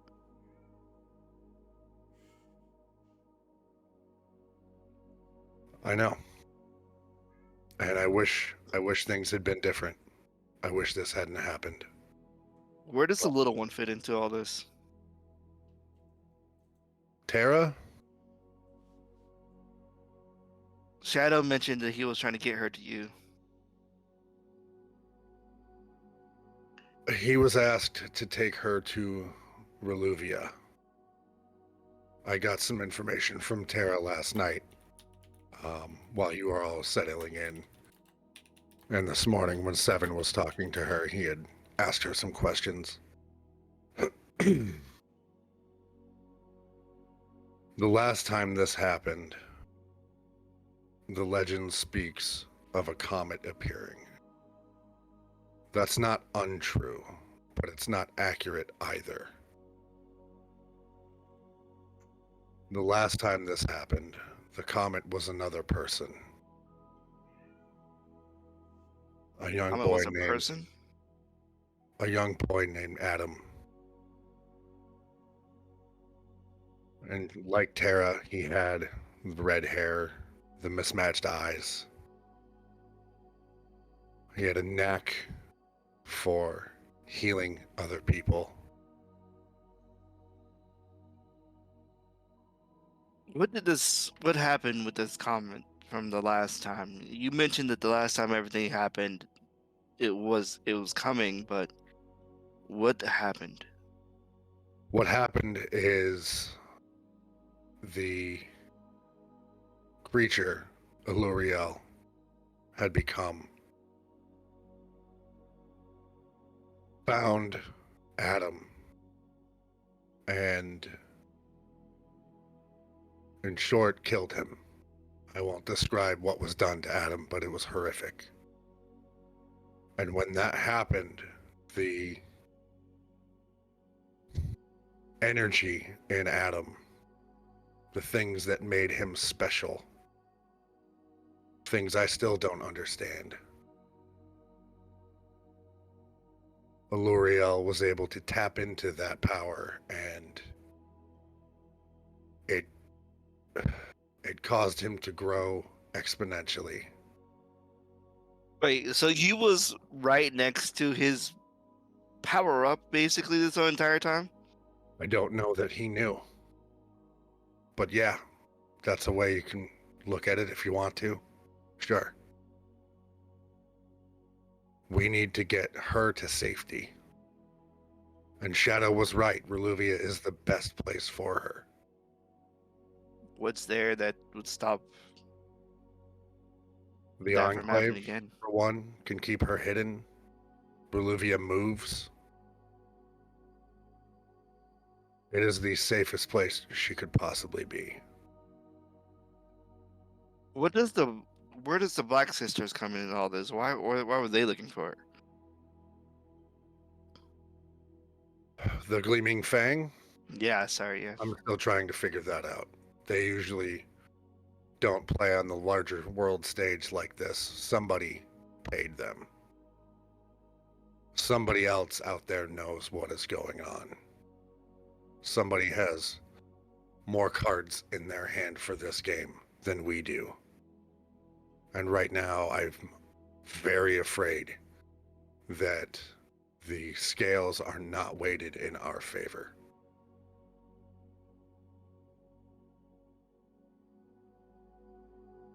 I For need the some. time being, I think the thing to do is I need to do some research and reach out to some contacts that I have. We need to equip the rest of you a little bit better. And we need to get that little girl to safety as quickly as possible.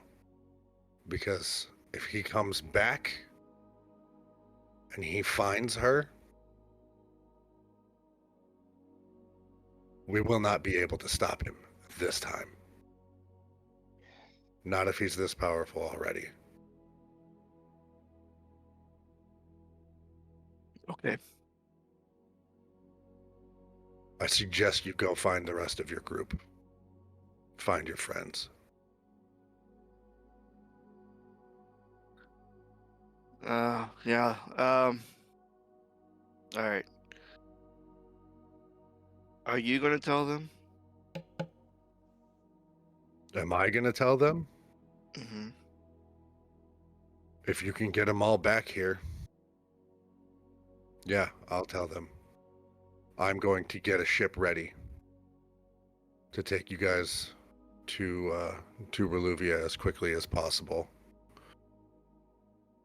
Well, while I'm setting that up, please go try and wrangle everybody up. There's much to discuss. No, just go ahead and step out the door and go towards Rosalyn. As you are going towards Lady Rosalyn, and her and Tara are in the hallway at the moment. And you can see Bill sort of at the end of the hallway, about to turn a corner and make his way downstairs to go outside and into the city.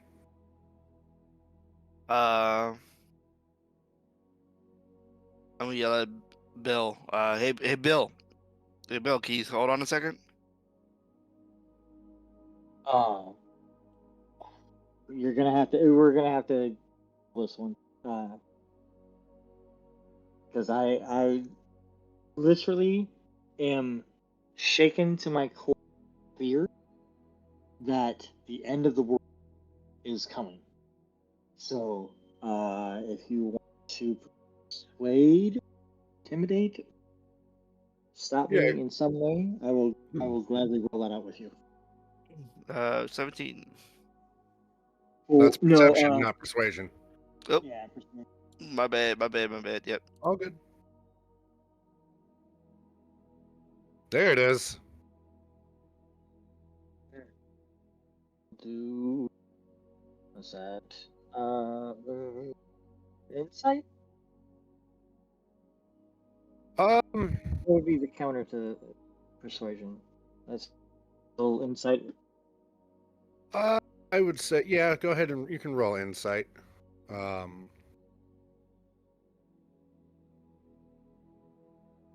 Okay. I stop immediately. I look back at you and I'm like, what have you to say?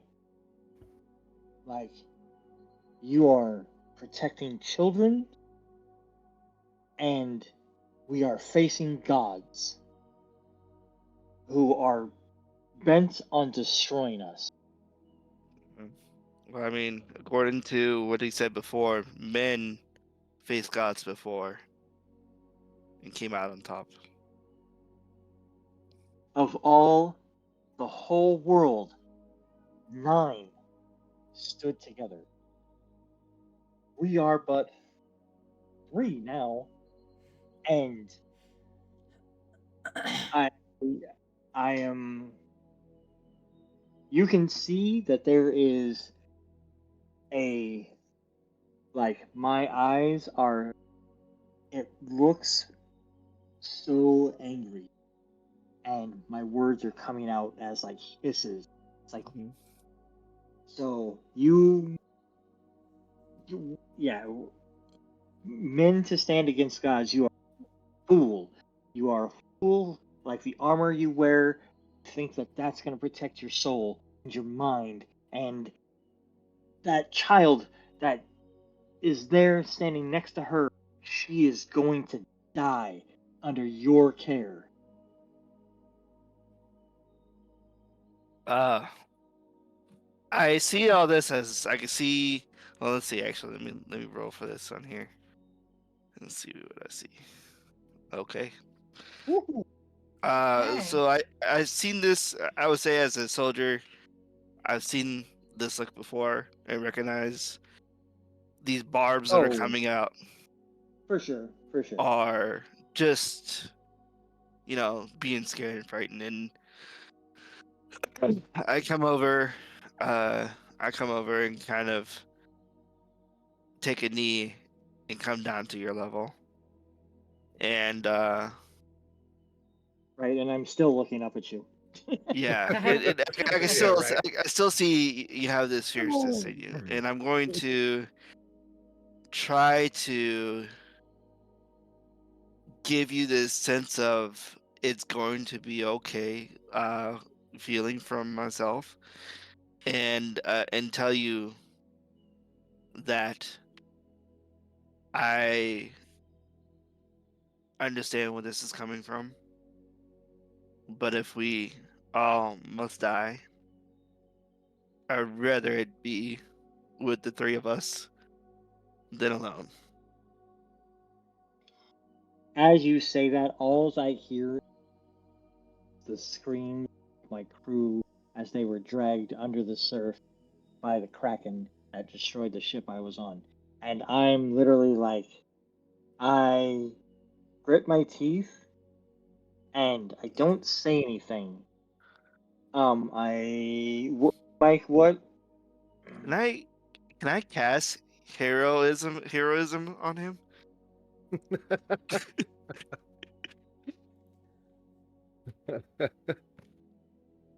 What does heroism do? Hold on. It Let me says read this. it does say a willing creature you touch is imbued with bravery. The creature is immune to the frightened condition and gain temporary hit points. But Oh, okay. I just kind of want to give him like a little bit of. I that's up to Straw Bill to answer. I don't know if he's willing. I would say that deep down he's willing. Okay. Like he does. He wants to survive. He wants to gain power. He wants to. He wants to be a mover and shaker. So if you can Shall I convince roll another him, persuasion? Yeah. Yeah. Why don't you well, roll? Uh. Well, I mean, you already you rock already bottom. did. Yeah. I think if Bill is saying deep down that he would be willing, then I will allow it. Okay. If Uh, Bill will allow it, I will allow it. Yeah, I think at this moment, like like that's why he's yeah. that's why I'm trying to make the gun is that I'm like I need something strong and powerful to Yeah. protect me. And while I don't trust your office, I don't trust your position. We have fought together. Like I do technically trust you. Um, I'm still cynical of who you are, but uh, I am aware of the honesty of the person. So yeah, I would go ahead and cast hero. So yeah, as I kind of kneel down and kind of put my hand on your shoulder, you'll see, uh, kind of the glow in my beard get a little brighter, and also eclipse that's in my hand, kind of like the holy radiant energy kind of Mhm. come out and kind of like give you this warmth Mm, in this crazy time that we've been in, and trying to give right. you a little bit of not necessarily courage, but uh reassurance that everything is not as bad as it seems.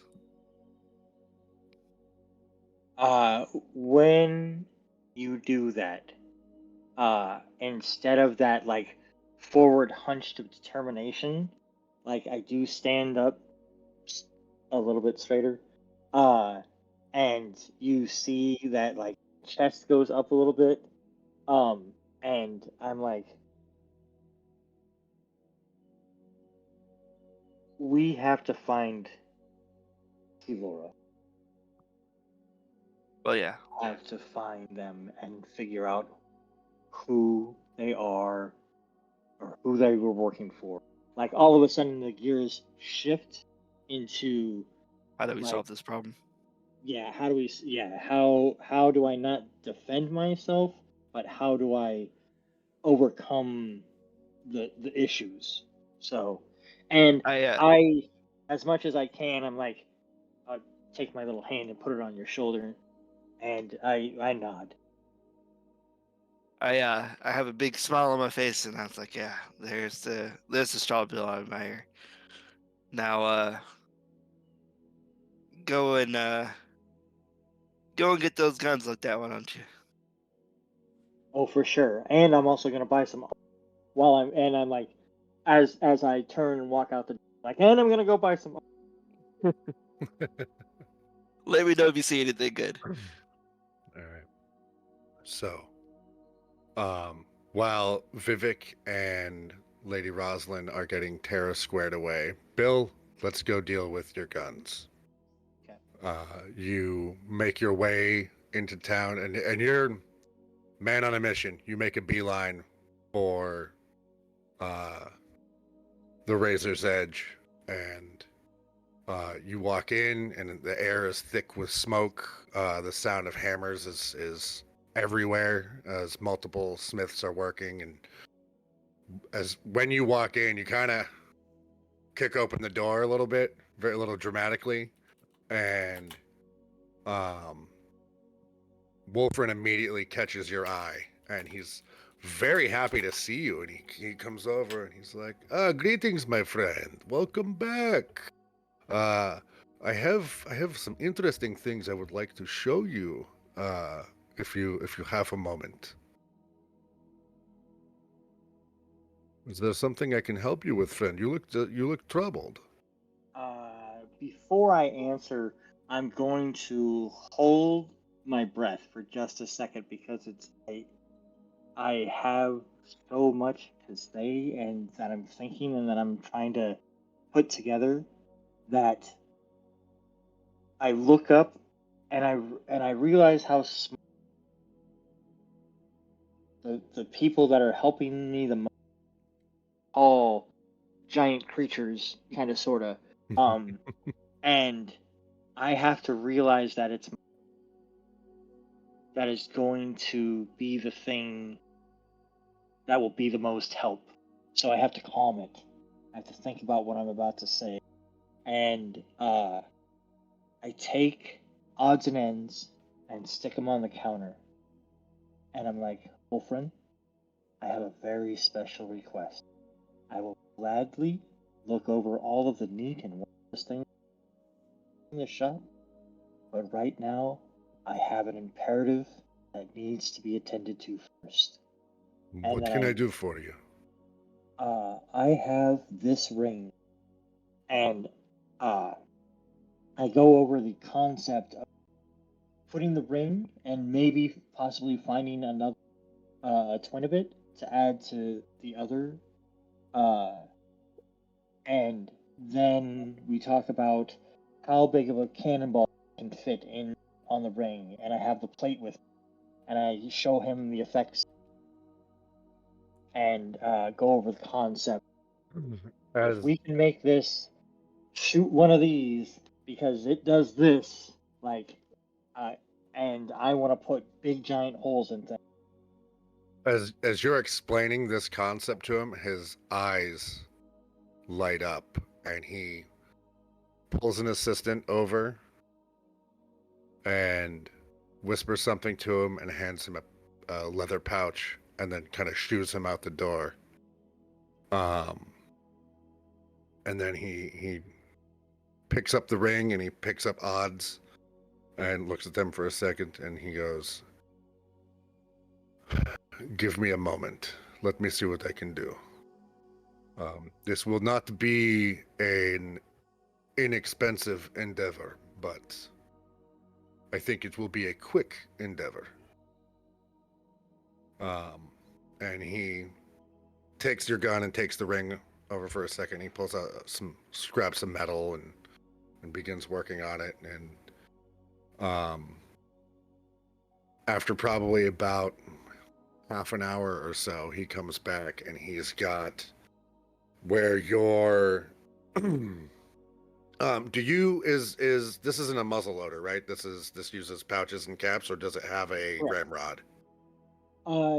It has a ramrod on it. Yeah. It does. Yeah. Okay. Yeah. So The flash pan is in the back, and then you load from the. so what he's done is he has made a little housing and affixed this ring with a little spike that comes off of it that he's sort of attached to the ring that slots into where your ramrod goes.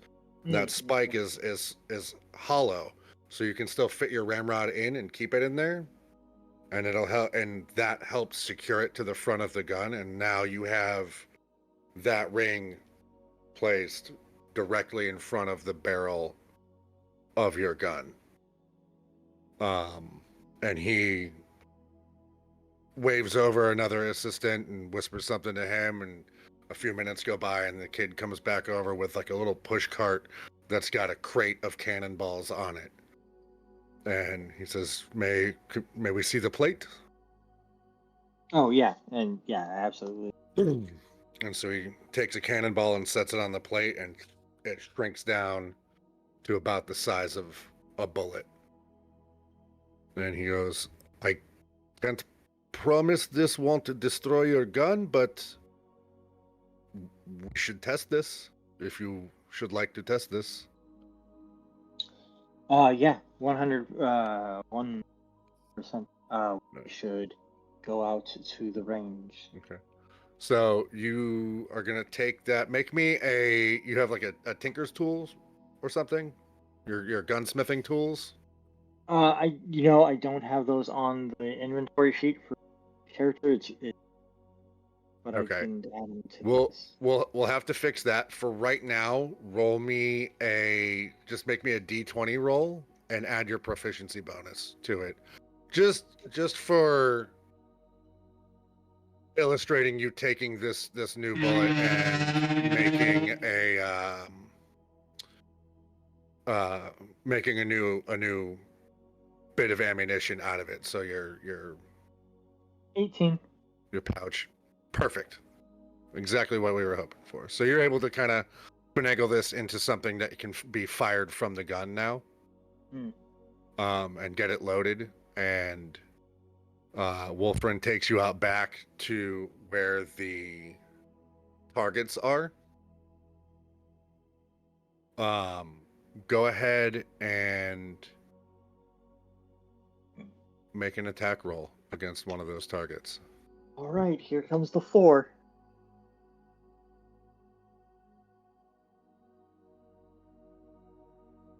Ah, 10. So when you pull the trigger,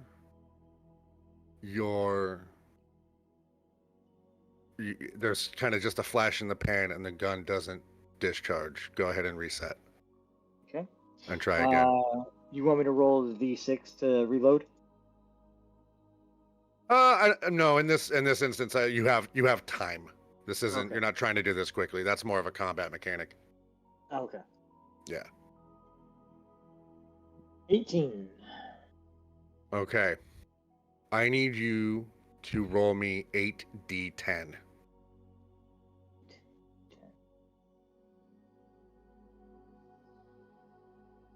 And I will craft these weapons for you in your sheet after tonight. Oh, haha, there we go. Holy moly, that's so many dice.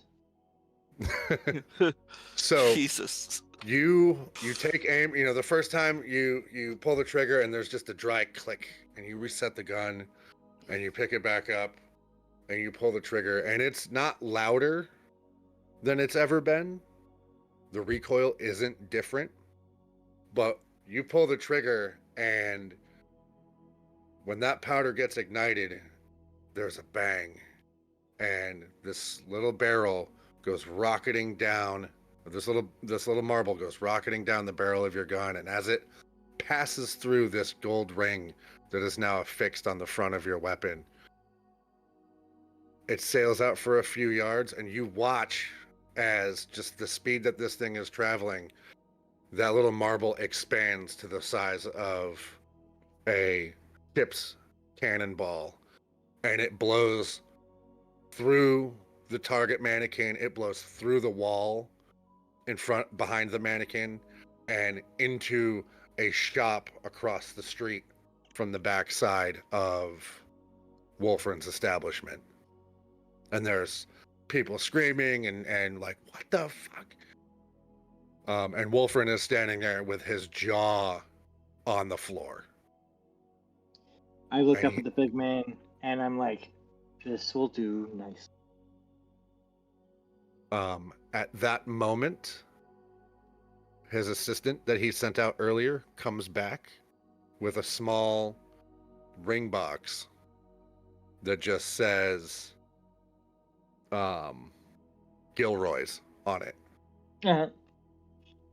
And he opens it, and inside is not a tarnished and pitted one like the one you found, but a shiny, polished, seemingly brand new brass ring to match the one that's just been affixed to your other gun.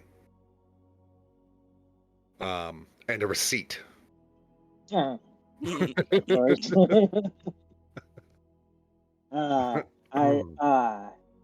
I grab, I take the receipt, and I will get this to Gilroy's as soon as I can. And I fold it and put it in my pocket. I'll talk to Lord Graham about settling it. And then, as Wolfrin kind of turns and we kind of go walk back into the shop, I ask him how well how good at engraving and inlay he is. I am not a master smith for no reason, my friend. Engraving is part of the job. It is part of our artistry. I need you to do something that is you may not agree to, but I'm gonna ask because I trust your work. I need you to engrave a crescent moon on this side of my beak, and so I need it to be like this artwork here. And I would like that done in silver. I think we can accomplish this. It will be very painful, my friend. And I'm like, yes. As you can see, we're cracking the stars. Okay. Yeah, a bottle of rum will help quite. I will do this. The materials to modify your weapons and the cost of the silver, is going to be the materials for the gun is not expensive. Silver is very, very expensive. Like it will take me a couple hours and it's going to be about 300. Okay.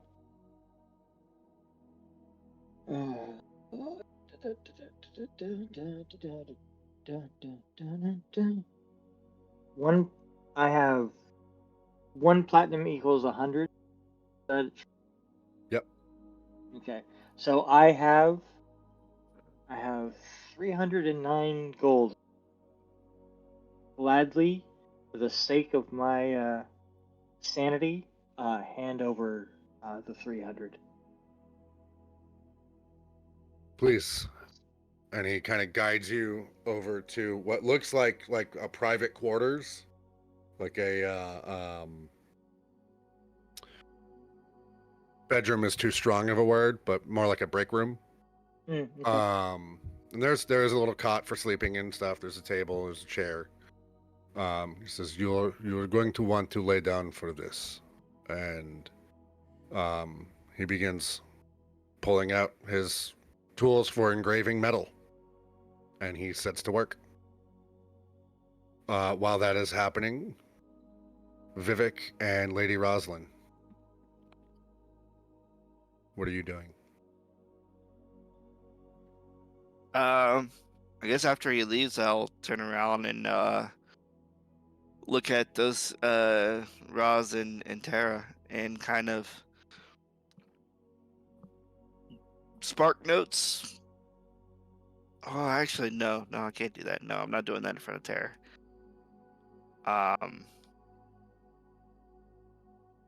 just gonna look at Roz and say, I think we might be in some deep stuff. And I'll send a message to you through our minds so she can't hear us. What went on back there? I'm assuming that it's easier to communicate my thoughts through that, so I'll just kind of regurgitate what I was told. Yeah, I'm Uh, gonna say message can kind of work in our world, right? We get to do what we want. It's like Bob Ross right now. Our world, we can do whatever we want. Message, yeah, you can speak, you can have dialogue like you're having a normal conversation. I like to envision you can also convey emotions and images easier and a little differently, right? So yeah, you could even go. I would say you could even go so far as to replay a version of that event for her to bring her up to speed, yeah. That's cool. right? So when do we We're talking- leave with Tara? We've got to keep her safe. What's new? It looks like it's another little one I'll be having to protect from now on. At this point, I feel like Rosalyn considers her like a little sister, you know? She's taken her under her wing. She cares a lot. What are you gonna tell your dad? I don't know. I'm sure Lord Graham will tell him whatever he wants him to know. That makes sense. Well, one thing I learned from that encounter is that we've got to figure out a way to improve ourselves because we are not capable of taking that on by ourselves. I'll do whatever it takes to get better. Hey, I didn't tell you. I had a dream about myself, but like I was talking to myself in tiger form. I don't When you say dream, I get a big smile on my face. know. I'm like, you had one too? I was talking with my tiger form. It was weird, but Oh, cool. yeah, you had a tiger. Yeah. Ah, see. Um, so you know how Eclipse has been in the family for a while? Yeah. Well, she speaks to me now in my dreams. She. Yeah. Oh, that doesn't sound like you're losing your mind. I What mean, does you see, what you've does she seen say to how you? oh well. I'm gonna keep that to myself. Just to protect people. It's basically what I do now already. She is a little disapproving of some of the actions I've done. So Does I will have to she watch myself. discipline you when that happens? Oh dear Lord. I play the fifth.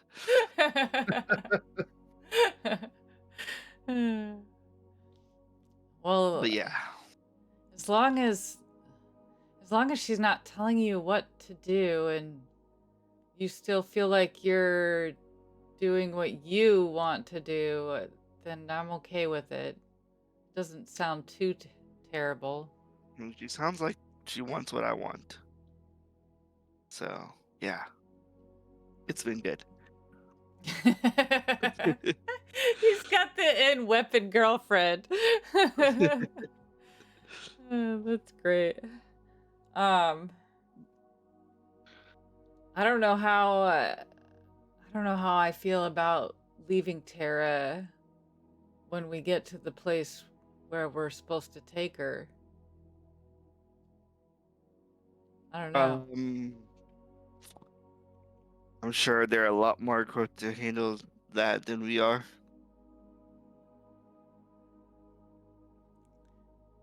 I don't know.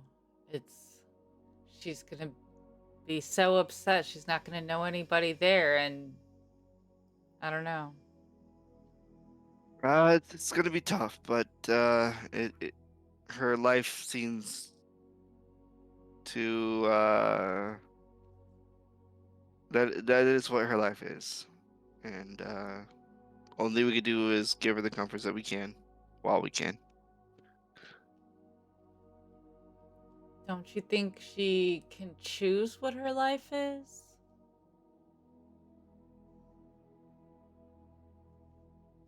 Maybe when she's older.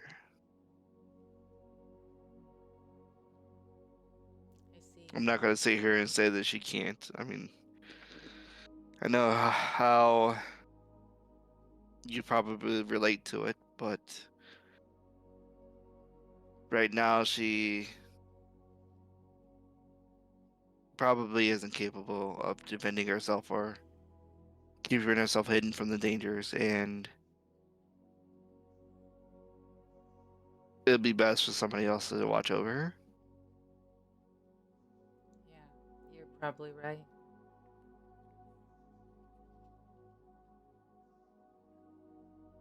But until then, she's with us, so I guess you're mama cub and she's your baby cub. I did get a pet after all. No.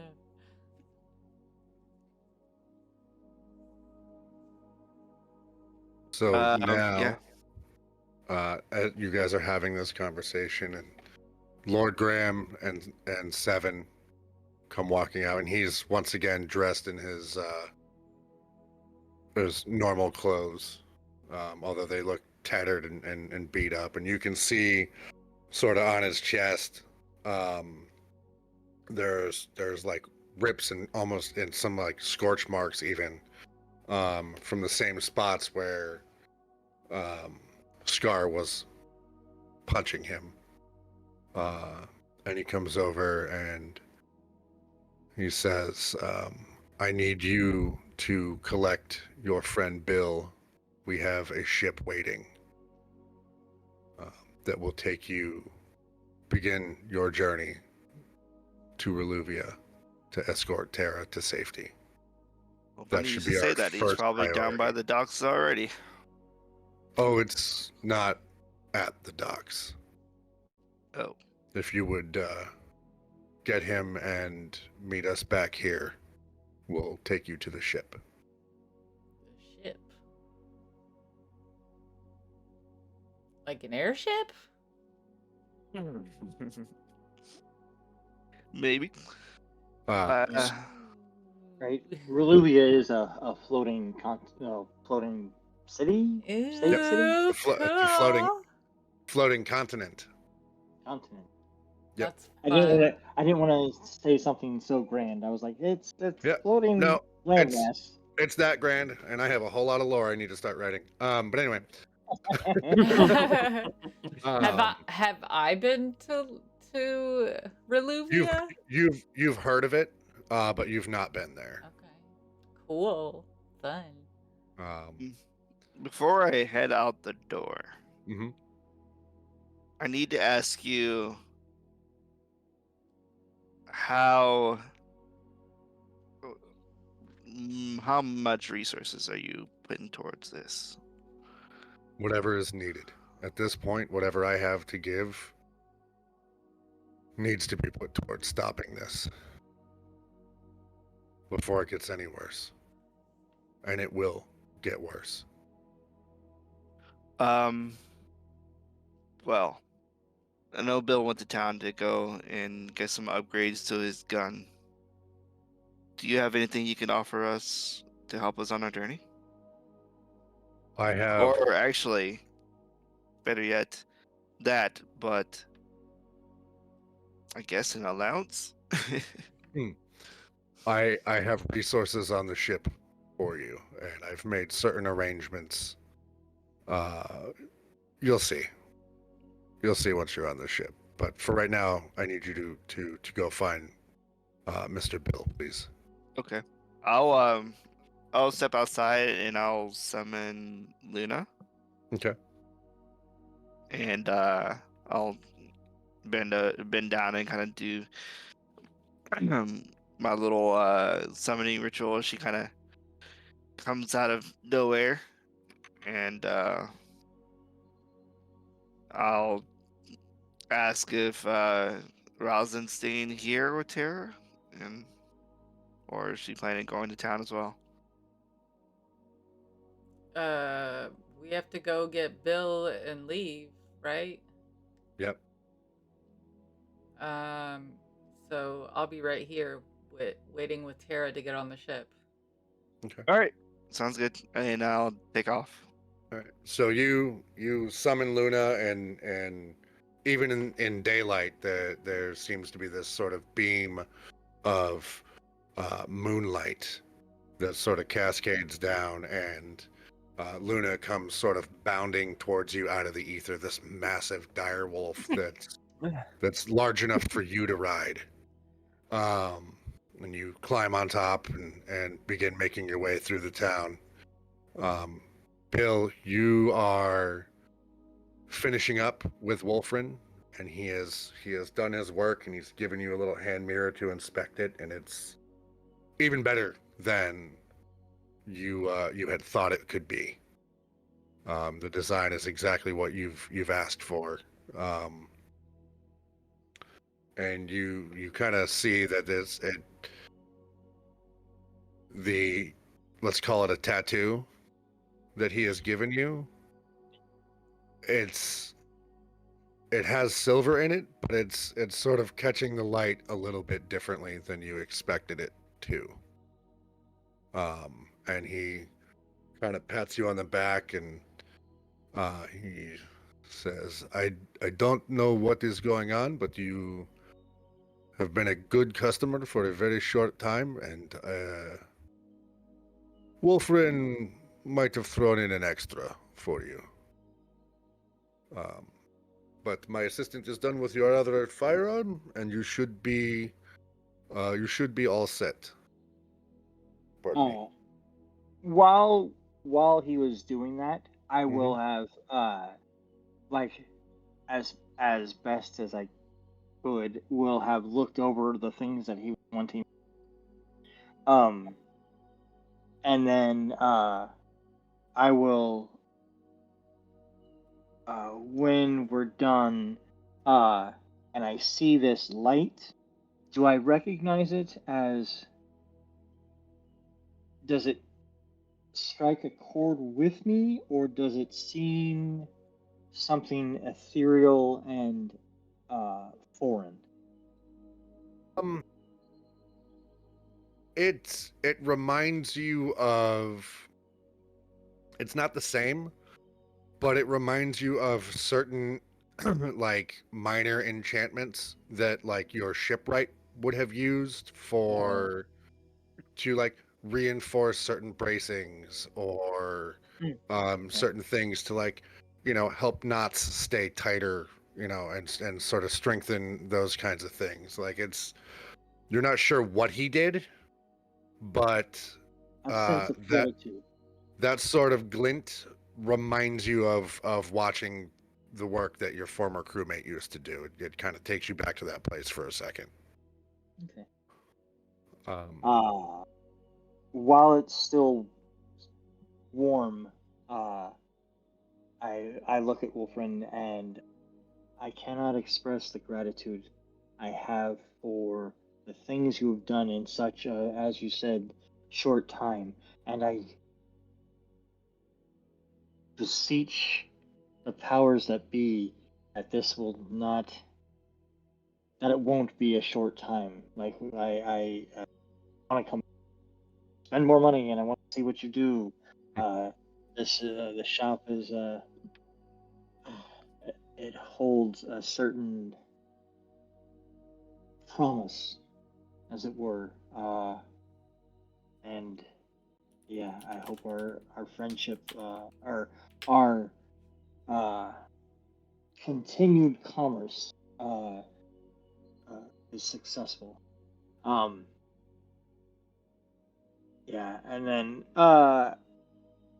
I'll go to leave the shop, but I'll talk to one of the assistants to see if, like, or I'll ask Wolfrin. Wolfrin, are any, do you have any like low-level guys who may or may not be available? To should I call on them for helps of repairs and things of that nature? To not bother you with every. And he smiles. Go ahead and make me a perception roll real quick.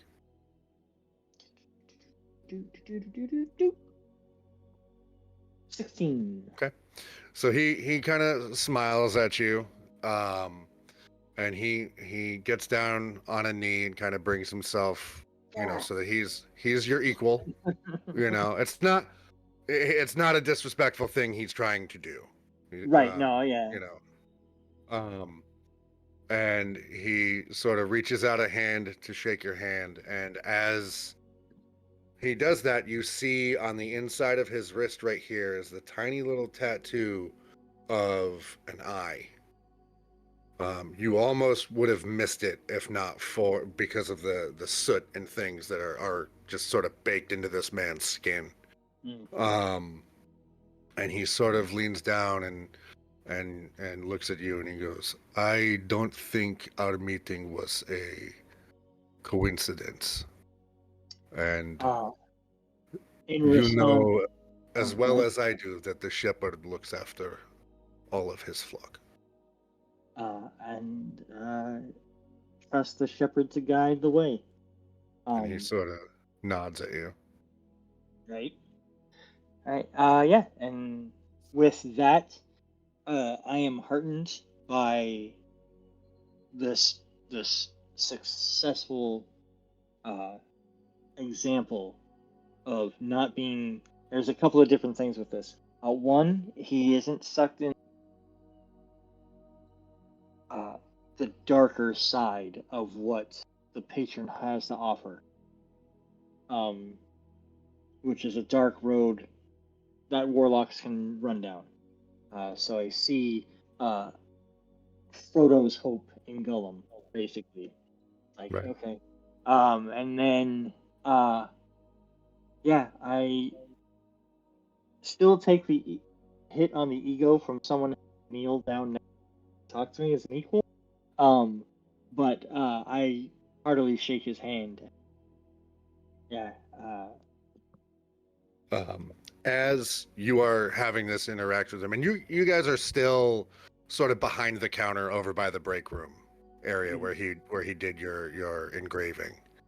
As you are having that interaction, you hear a very familiar voice sort of pipe up on the other side of the counter, asking if anyone is interested in buying a trinket. And when you turn around, That's not fair, man. I have a new gun with big bullets. You shouldn't do that to me. you see standing at that counter Bigley. The shepherd knows the way. The shepherd knows the way. And I turn around and I look at this. Well, how much of him do I see? You just see the kind of above the counter, because of no offense, because of your height and his height, you kind of just see the little 1.5-inch top of his hat poking over the counter. Do I dare to jump over this counter and kick this dude in the face? No.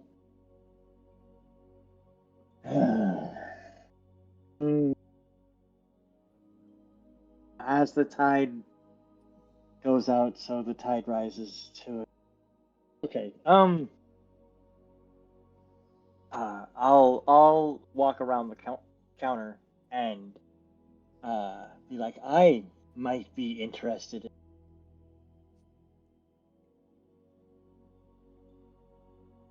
Oh, hey, buddy. I haven't seen you for a while, man. How you doing? You, and I'm going to roll intimidation. You come with me, and I'm trying not to cast every spell I know at him. Oh, god damn it. You know what? No, I'm gonna use a luck point. Gotta be better than that. I have a 10 in intimidation. There. Oh Jesus! And that's Goodness. against what then? Uh, What is that Intimidation. against? he's intimidating you. Right. What do I roll against that? Insight? Insight, yeah.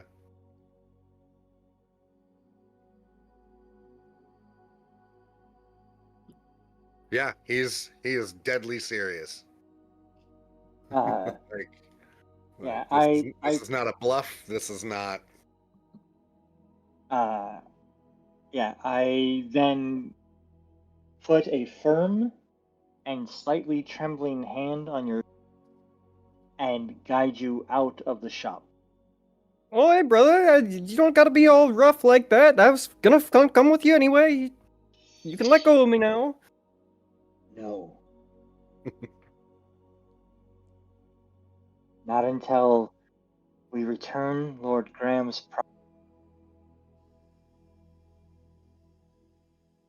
And I literally, like, if I might kill you, so please just be quiet.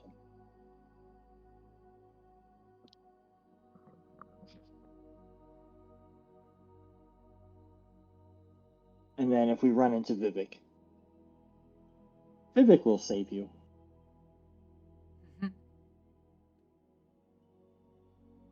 Didn't he go in the Um, stinkiness for only to find nothing? Didn't Right. what's it? All right, am I there already? Like, did I roll up? Yeah, they said you ran Okay. into him. Yeah. So as Bill and Bigley are walking out of the Razor's Edge, is right about the time that Vivhik atop Luna comes bounding around the corner, and you kind of skid to a halt. What happens? My eyes kind of like kind of squint down at him, and I'm like, you. Oh, ha! The whole crew's here. Hey, guys. You know, you guys were kind of hard to keep track of there. It was a trouble making it through that forest, wasn't it? There, yeah. I push, I kind of shuttle Bigley towards Vivhik, and I'm like, here is another tiny thing to take care of. Hey, I'm just the same size as you, buddy. You don't gotta be all like that. I look at you and violently don't say anything and just walk away from you. Like you still don't quite understand how much hatred I have for your existence. So I'm going to not engage with you. So I'll be like, look here, Bigley. You're coming with us. Whoa, Whether I you was like it or planning not. on it. And we could do this the easy way, and I point to the back of Luna, or we could do this the hard way, and we look at Luna, and Luna's gonna open her mouth and growl. I was like, the choice is yours. Going to a couple times. I'm gonna say, but first, you're gonna have to catch me. And I'm gonna start misty stepping around, like teleporting, waiting for you to come up to me, then teleporting away again. Okay, I have Cloud's Jaunt, so I'm going to meet your teleport. Let's go. And I'm just gonna snatch you up.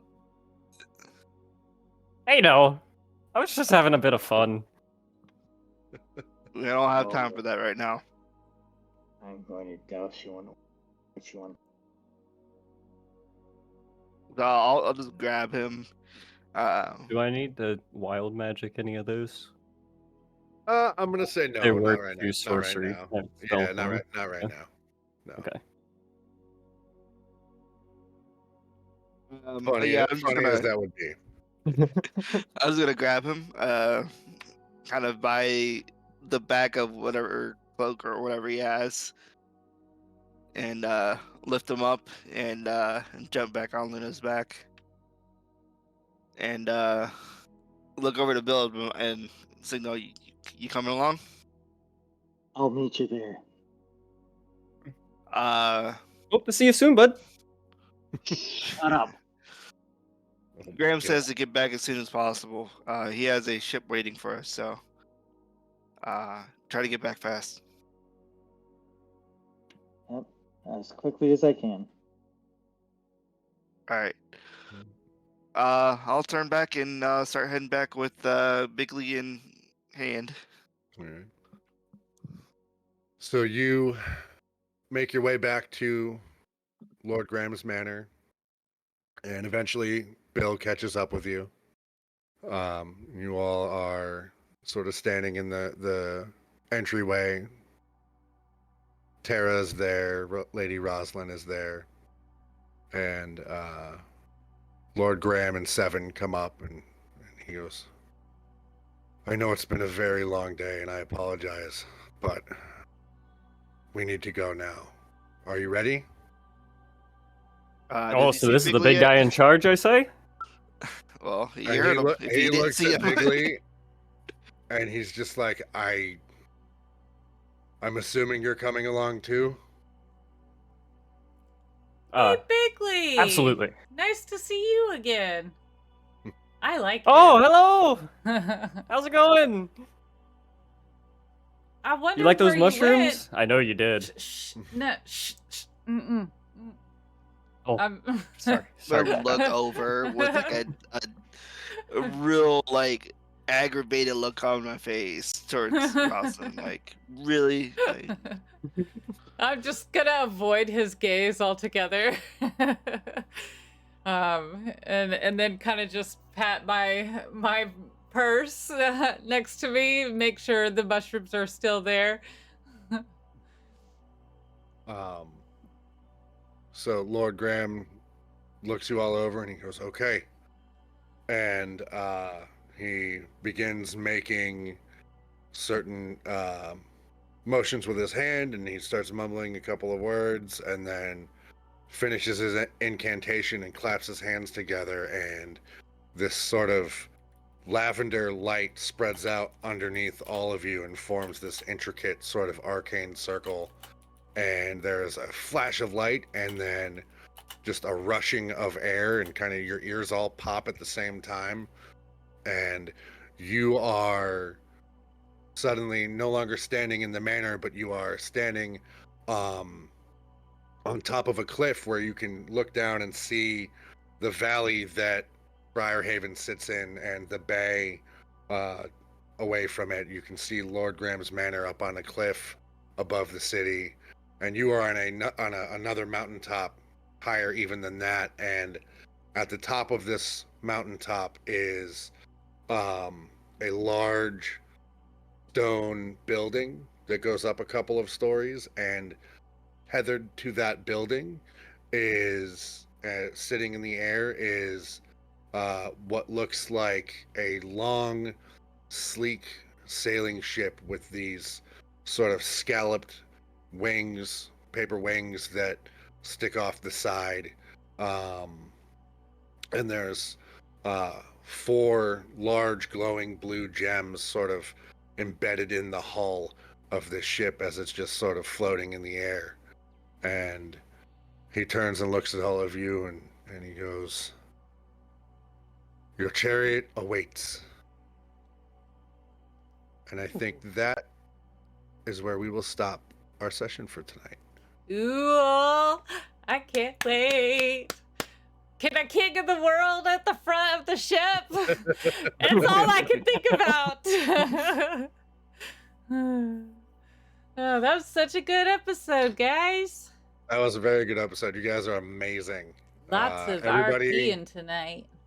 everybody in chat, you guys are wonderful. I'm so happy you were all here with us for this tonight. This was a heavy episode.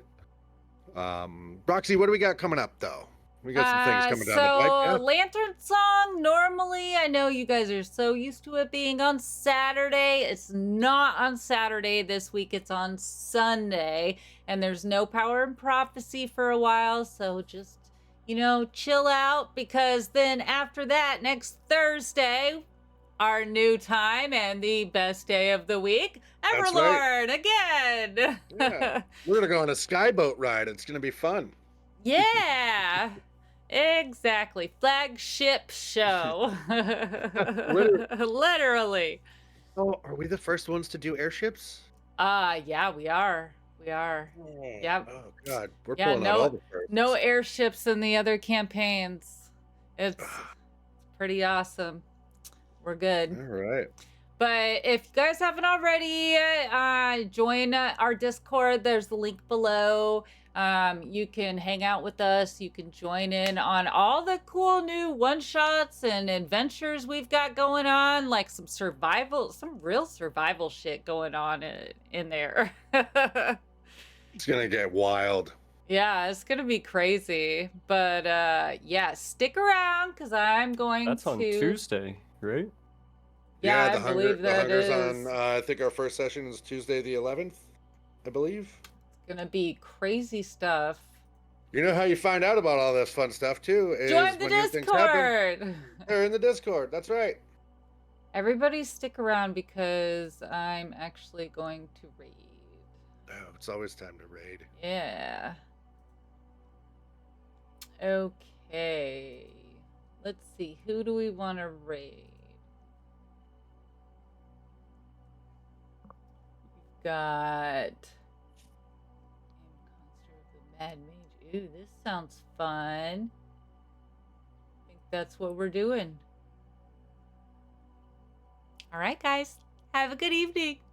All right. Bye. Thank you guys. See ya.